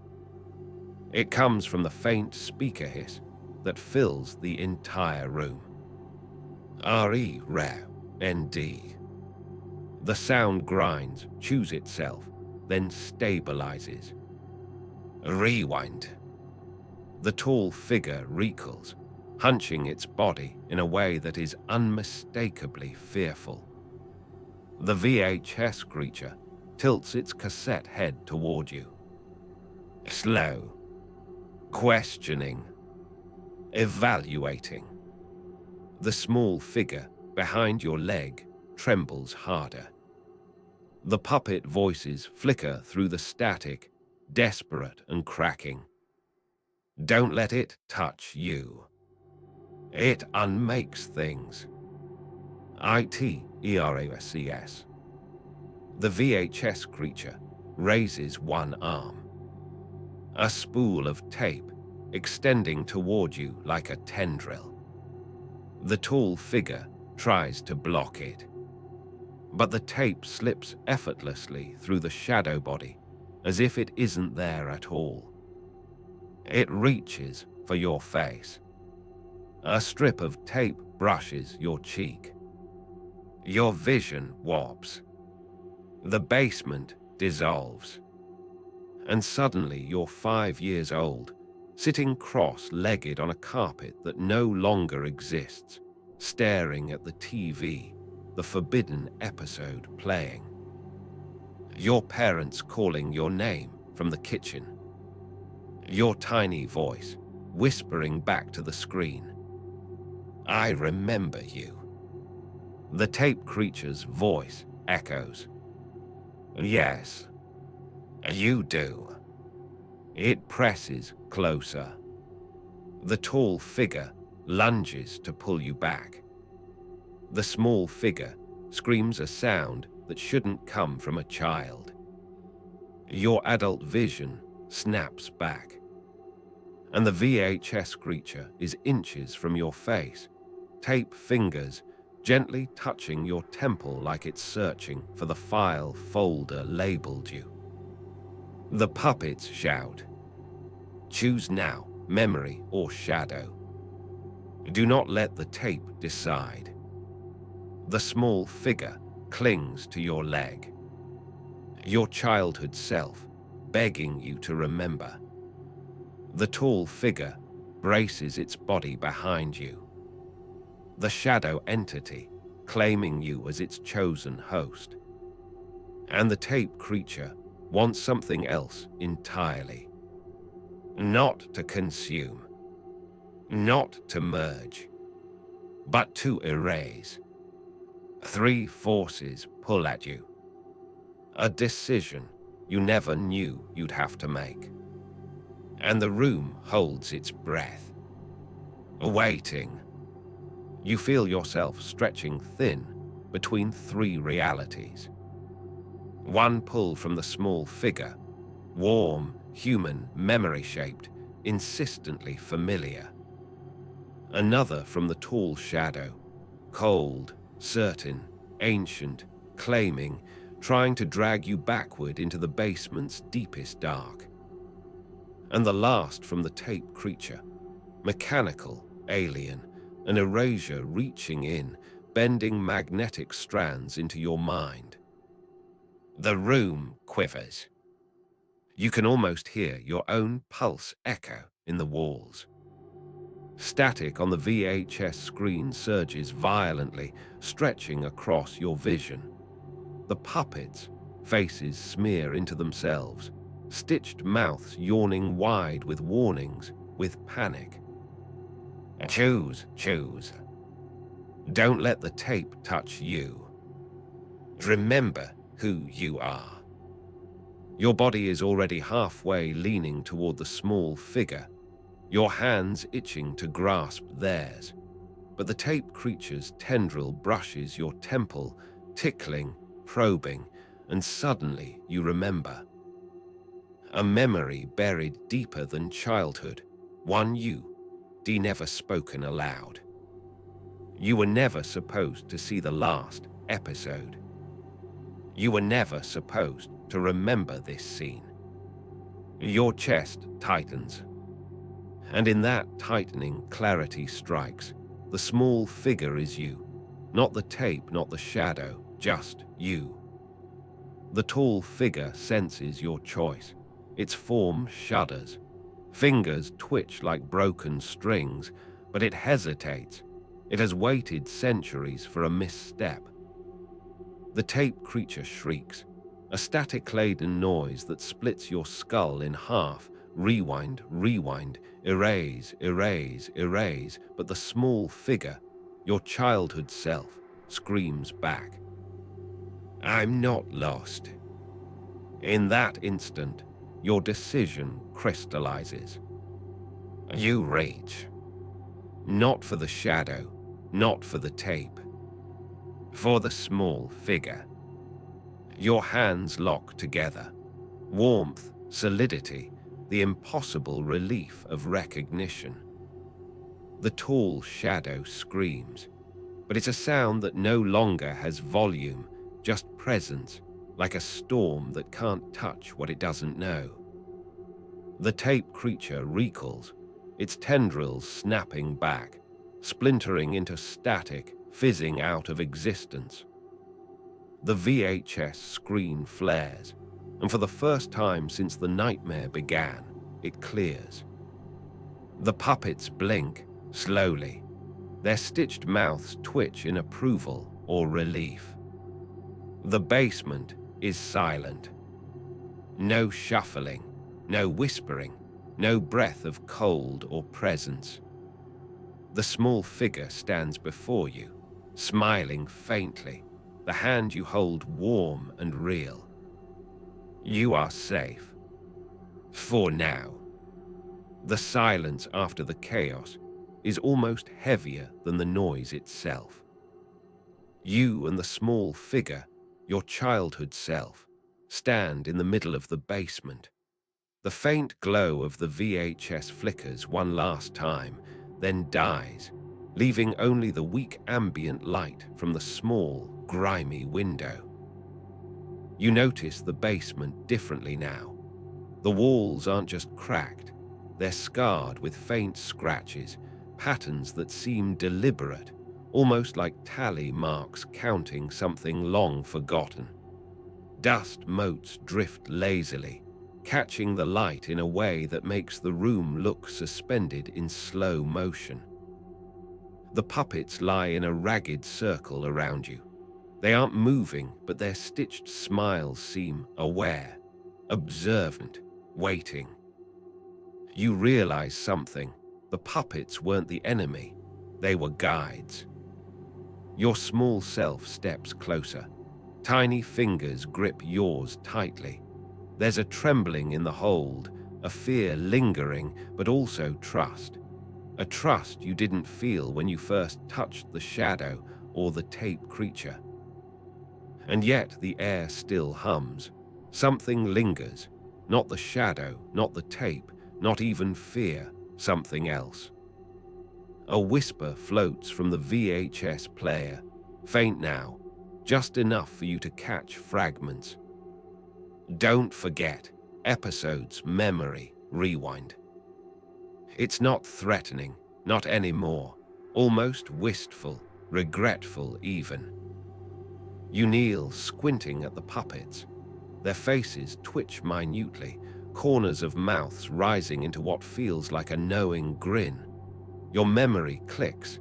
Every childhood episode you watched, every laugh, every moment of joy now seems like breadcrumbs leading here, leading you to the basement, to the choice. A sudden draft brushes across your neck. You shiver, but it's different this time. Less hostile, more transitional. The small figure tugs at your hand, urging you toward the stairs. You look up. The steps lead not to the basement floor, but to a corridor of old VHS boxes stacked floor to ceiling. Each label is faded, titles you half remember. Sunshine Friends, Benny the Bear, Nighttime Nursery. You realize they were all real. They all existed once. And something erased them from memory, leaving only fragments on fuzzy tapes. The small figure points at a particular stack.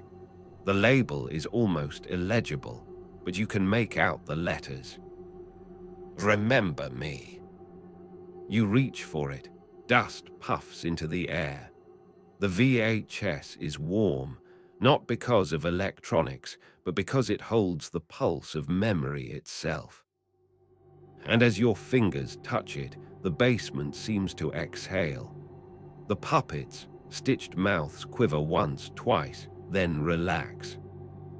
You feel yourself uncoil, the tension in your shoulders releasing for the first time in hours or decades. A voice, gentle now, barely above the hum of the basement, whispers, "You remembered.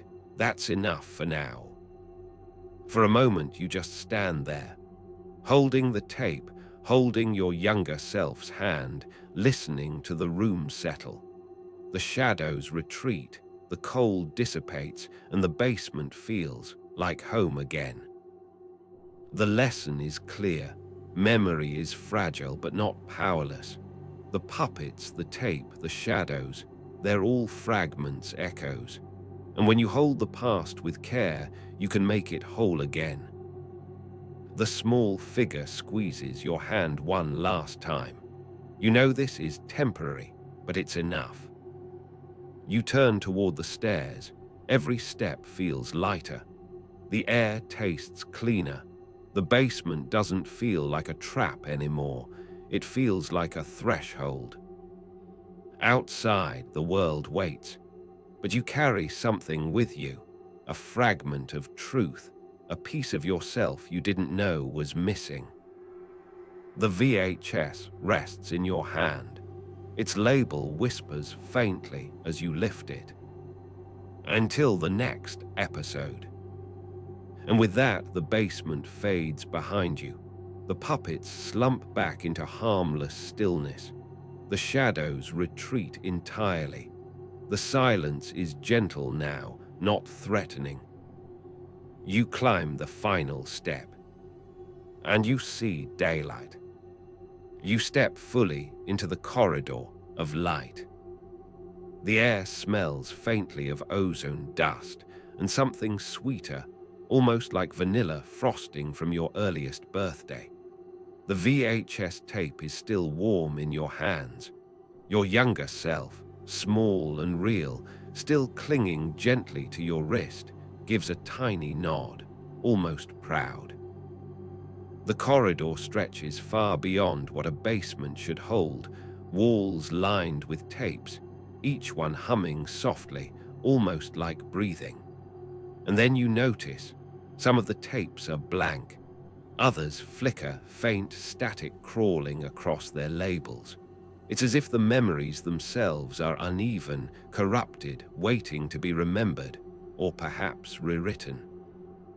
A distant whisper calls your name, not threatening, familiar, the echo of the VHS entity, but quieter now, resigned. Remember, don't forget.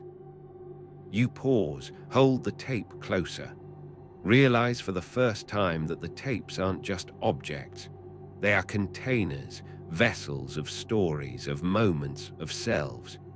Each one holds a fragment of the world you once knew, the world everyone forgot. The small figure tugs at you again. You follow. The corridor bends upward. Faint light grows stronger, warmer. It feels like a transition between here and everywhere you've ever been. The puppets are gone. Only whispers of their old presence linger in the corners of your mind, like static memory you can almost touch. You reach a final stack of tapes. This one is unlabeled, older, heavier. You know instinctively this is the source, the original episode, the heart of it all. As your fingers graze it, reality wavers. You see flashes of the shadow figure, the tape creature, the flickering puppets, the stairs, the basement. All of them collapse into one frame, one memory. The weight of choice presses on your chest, but this time you don't hesitate. You lift the tape, and as you do, the corridor shivers. The small figure smiles, melting slowly, becoming a memory instead of a presence. You feel the warmth drain from your wrist, the imprint of your younger self remaining only in your mind. The light grows, brighter, warmer, the whispers fade, even the hiss of static softens. You are alone now, but not alone. You carry the memory, you carry the story. The VHS rests in your hands, not threatening, not alive. Just a fragment of the past, a reminder that the things we forget never fully vanish. They wait. The corridor ends. You step into daylight. The world smells of fresh rain, late afternoon warmth, and the faint ghost of childhood. The tapes hum softly in your pocket, faint static beneath your fingertips. You breathe deeply, letting the air fill your lungs, letting the sun touch your face. For the first time in decades, you remember. And you know the VHS, the puppets, the shadow, they are still out there, waiting, but you're ready. Not to fight, not to run, but to remember. Because memory, once reclaimed, is stronger than fear. The sunlight hits your face, and it feels impossibly sharp after the basement's darkness. You blink, half expecting it to fade, but it doesn't. The VHS rests heavy in your hands, still warm, like it contains a heartbeat you can almost feel. You walk down the cracked sidewalk outside your old neighborhood. The air smells of rain and asphalt, faintly of cut grass and late summer decay. The same combination that always made you think of being a kid. But the neighborhood is wrong. Not terrible, just off. The houses are the same, but the colors are slightly faded, like the paint didn't adhere properly to memory. Cars are older models, or new models shaped like something you don't quite remember. Street signs twitch in the corner of your vision, letters bending slightly, flickering.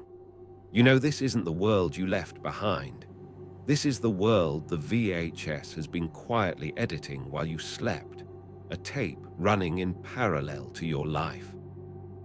You hear it first softly, almost imperceptibly, the static hiss of a television, like the faintest whisper behind your ears. The VHS in your hands vibrates lightly, almost like it's impatient.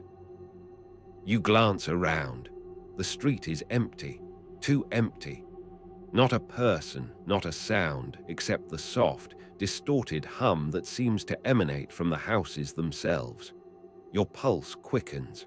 The puppets aren't here, thankfully, but the shadows you glimpsed before in the basement now feel like they could be watching from behind the trees or from inside the darkened windows. You begin walking slowly, deliberately, clutching the tape. Your mind loops through the memory of the basement, the shadow, the puppets, the tape creature, the small figure, your childhood self, guiding you toward the light. Every step you take, that fragment of memory echoes, steadying you. And then you hear it clearly. Not a whisper, not a hiss, but a voice. You remembered, but did you choose correctly? The tape hums. Your fingers tighten around it. A static shimmer runs across your vision. The world wobbles slightly, like an old CRT trying to stabilize a corrupted signal. You know what you must do. Not rewind, not run, not hide. You must confront what remains. A shadow forms ahead, stretching long across the cracked sidewalk. It's the same tall figure from the basement, but here it's larger, sharper, more confident. Its hands, jointed and wrong, reach toward you, and for a brief second you feel the pull again, the urge to let yourself be swallowed into the darkness.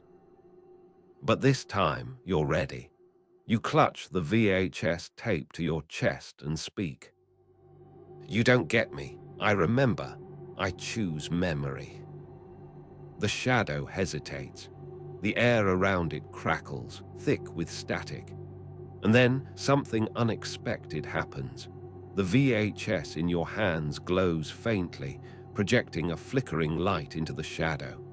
It's not blinding, but it illuminates the tall figure, showing it for what it truly is, a hollow shell, a collection of lost moments and erased childhoods.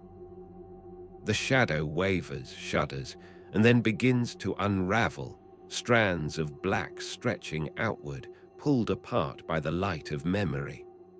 You feel the pull on your chest, but the small voice inside, your own voice from the basement, reminds you, hold on. The VHS hums louder, almost singing, and the static fades. The shadow collapses entirely, leaving only the soft outline of the street and the houses. The distorted, altered neighborhood begins to settle, straighten, colors returning to what you remember. You exhale slowly, feeling the weight lift from your shoulders. The tape vibrates gently, now just a container of memory rather than a weapon. The wind carries the faintest hint of puppets, voices, soft and approving, like a lullaby from your past. And for the first time since the night began, the world feels right. The street stretches ahead like it used to, but subtle glitches remain, small, fleeting, like the world itself is testing your resolve. A streetlight flickers, half on, half off, buzzing faintly. You hear the soft static hum of the VHS again, like a heartbeat beneath your hands. The neighborhood is waking back into shape, colors stabilizing, lines straightening, corners snapping back into memory. Yet you notice the tiniest discrepancies. A mailbox slightly taller than it should be, the shadow of a tree bending the wrong way, a car door that opens at an unnatural angle. You walk slowly, deliberately, the VHS pressed to your chest, each step grounding you. Your mind drifts to the puppets, their stitched smiles, their jerky, deliberate movements. They were never threats. They were messengers, guides who knew the edges of the world were fraying, and whose job was to keep children from being consumed by the tapes, the shadows, the memory creepers that lurked in erased corners. The breeze carries a faint, almost nostalgic scent, lemon-scented soap, pencil shavings, and the faint hum of a classroom long forgotten. You pause at a familiar intersection, a place where you used to ride your bike as a child.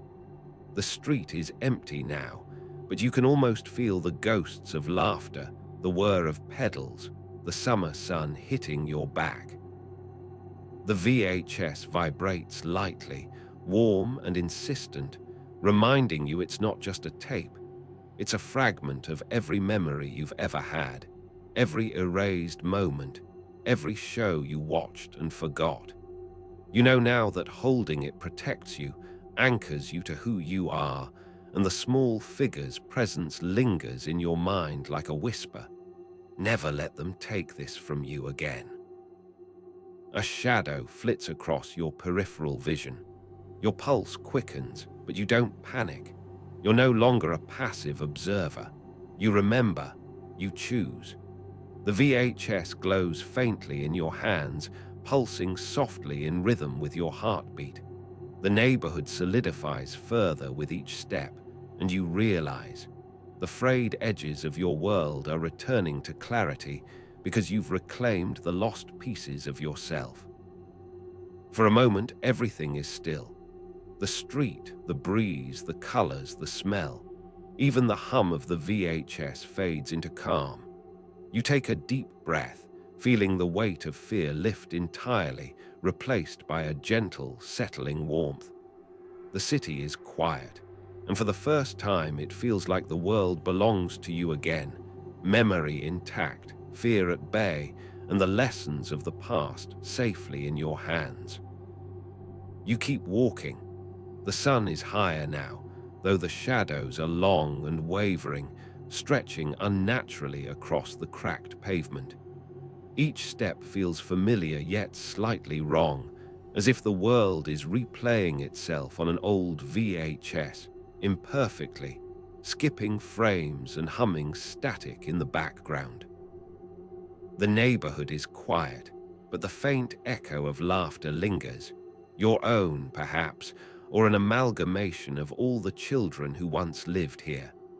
A dog barks somewhere distant, but its sound stretches and distorts like a warped recording. You glance toward the old playground and notice the swings moving slowly, as if a breeze blows only for you. The VHS hums lightly in your hands. You feel it vibrating, not violently, not threatening, but with a quiet insistence. It wants you to remember. You press it closer, feeling the warmth radiate through your chest. Images flicker across your mind. The small figure in the basement, the puppets' stitched smiles, the shadow figure unraveling, the tape creature dissolving into static. Each memory intertwines with the present, merging past and reality. You pause at the edge of the playground. The metal slide gleams faintly, warped, almost liquid in the sunlight. You remember climbing it as a child, laughing, terrified, triumphant. That memory shifts, warping into another, one where the puppets watched you silently, their button eyes flickering like monitors. You shiver but stand your ground. The VHS emits a soft, pulsing glow, and suddenly you see it. Fragments of shows you barely recall, snippets of cartoons, commercials, birthday specials, and static-filled openings, all flickering in the corners of your vision. Each fragment feels alive, waiting for recognition. They are your past, your childhood, pieces of you that were almost lost. A soft whisper threads through the air. You remembered them. You remembered all of it. The playground seems to breathe with you. The swings sway, the slide shimmers, the cracks in the asphalt almost glow. Even the faint static in the distance is soothing now, like a lullaby of forgotten channels. You feel the pull of nostalgia, the weight of the years, the delicate fragility of memory. And yet, somewhere beneath it all, a hint of static remains, just enough to remind you that the world is still imperfect, still fragile, and that the VHS, the shadows, the puppets, they will always linger at the edges of memory, waiting.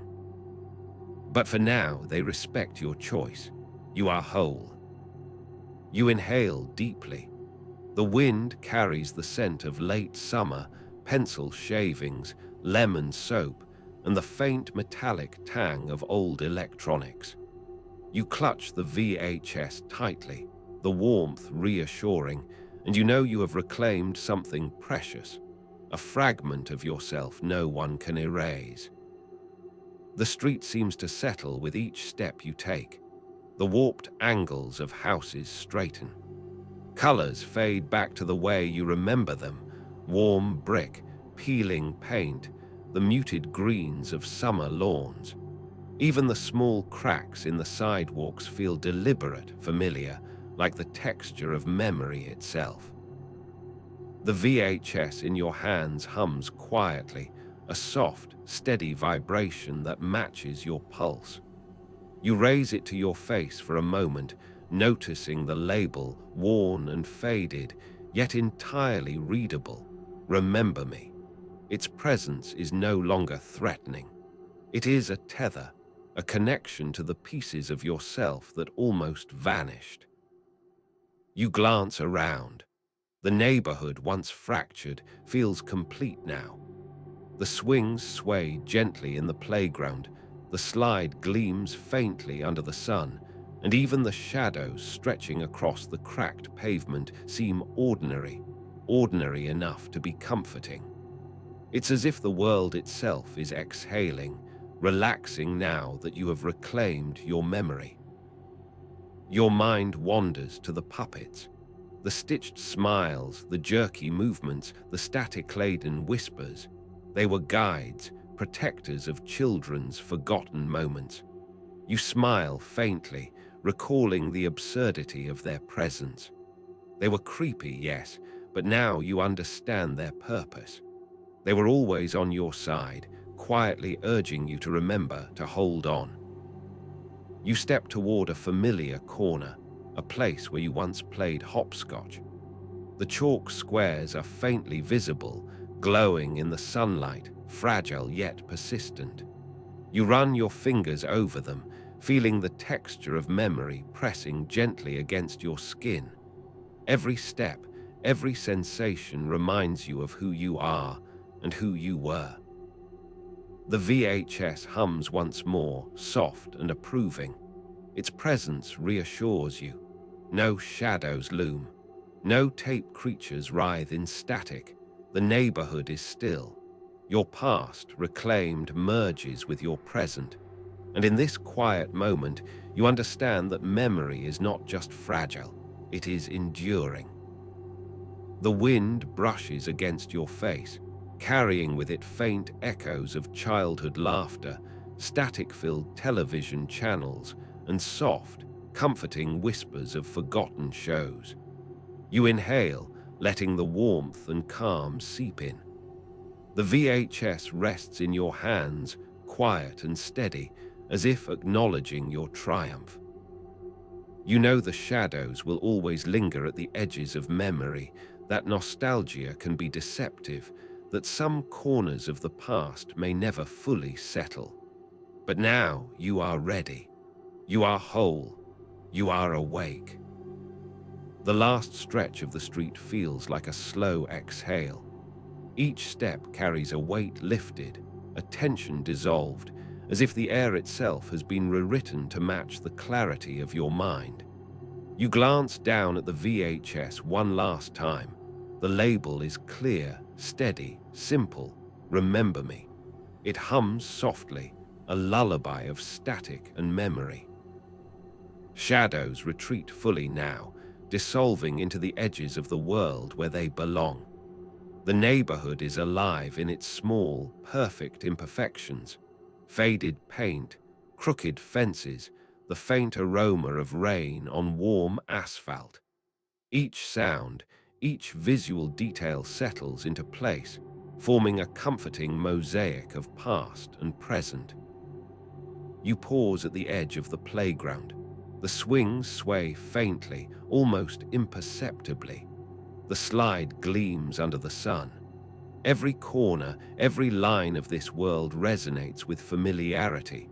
The puppets, the shadows, the tape creature, they have not vanished entirely. They exist now as echoes, reminders of fragile moments reclaimed, but powerless to unsettle what you've chosen to hold. You breathe in deeply, tasting the faint tang of electronics, lemon soap, and summer air. Nostalgia distilled into a single, sweet moment. Your younger self flickers in your memory, smiling faintly, fading now into the fabric of your reclaimed past. The VHS remains warm in your hands, a tangible anchor to everything you've remembered and everything you are. And for the first time since the night began, the world feels complete. Fragile, yes, but whole. Memory has endured, fear has dissipated, and you understand the value of holding on. The neighborhood stretches endlessly, a horizon of both old and new, a place where every fragment of your past waits patiently, stable, calm, and awaiting your next choice. You take one last step forward. The VHS rests in your hands. The street is quiet. The wind brushes gently, carrying faint echoes of laughter and static-filled lullabies. You close your eyes for a moment, letting the warmth, the clarity, and the memories wash over you. And when you open them, the world is yours again, steady, soft, enduring. Now the day softens around you. The harsh edges of memory have smoothed, leaving a gentle warmth in every shadow, every sound. The breeze whispers through the trees, carrying the faint fragrance of summer rain and grass. You feel it across your skin, a comforting reminder that you are here, alive and whole. Each heartbeat aligns with the gentle hum of the VHS, a pulse of continuity threading past and present. The neighborhood, once fractured and flickering like an unstable video, now feels steady, safe. Colors deepen, details clarify, and the small inconsistencies you noticed before fade into the background, leaving a comforting sense of permanence. You can walk freely, move slowly, and savor each moment without the weight of fear pressing at your chest.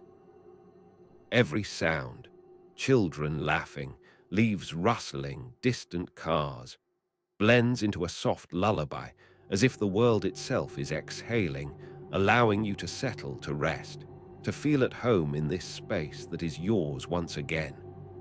Even the VHS, humming softly in your hands, becomes a reminder of resilience, of memory preserved, of your ability to reclaim what is precious and fragile. With each step, your muscles loosen, your mind unwinds, and a slow, contented calm washes over you. You remember the past, you honor it, and yet you exist fully in this moment. There is safety here. There is warmth here.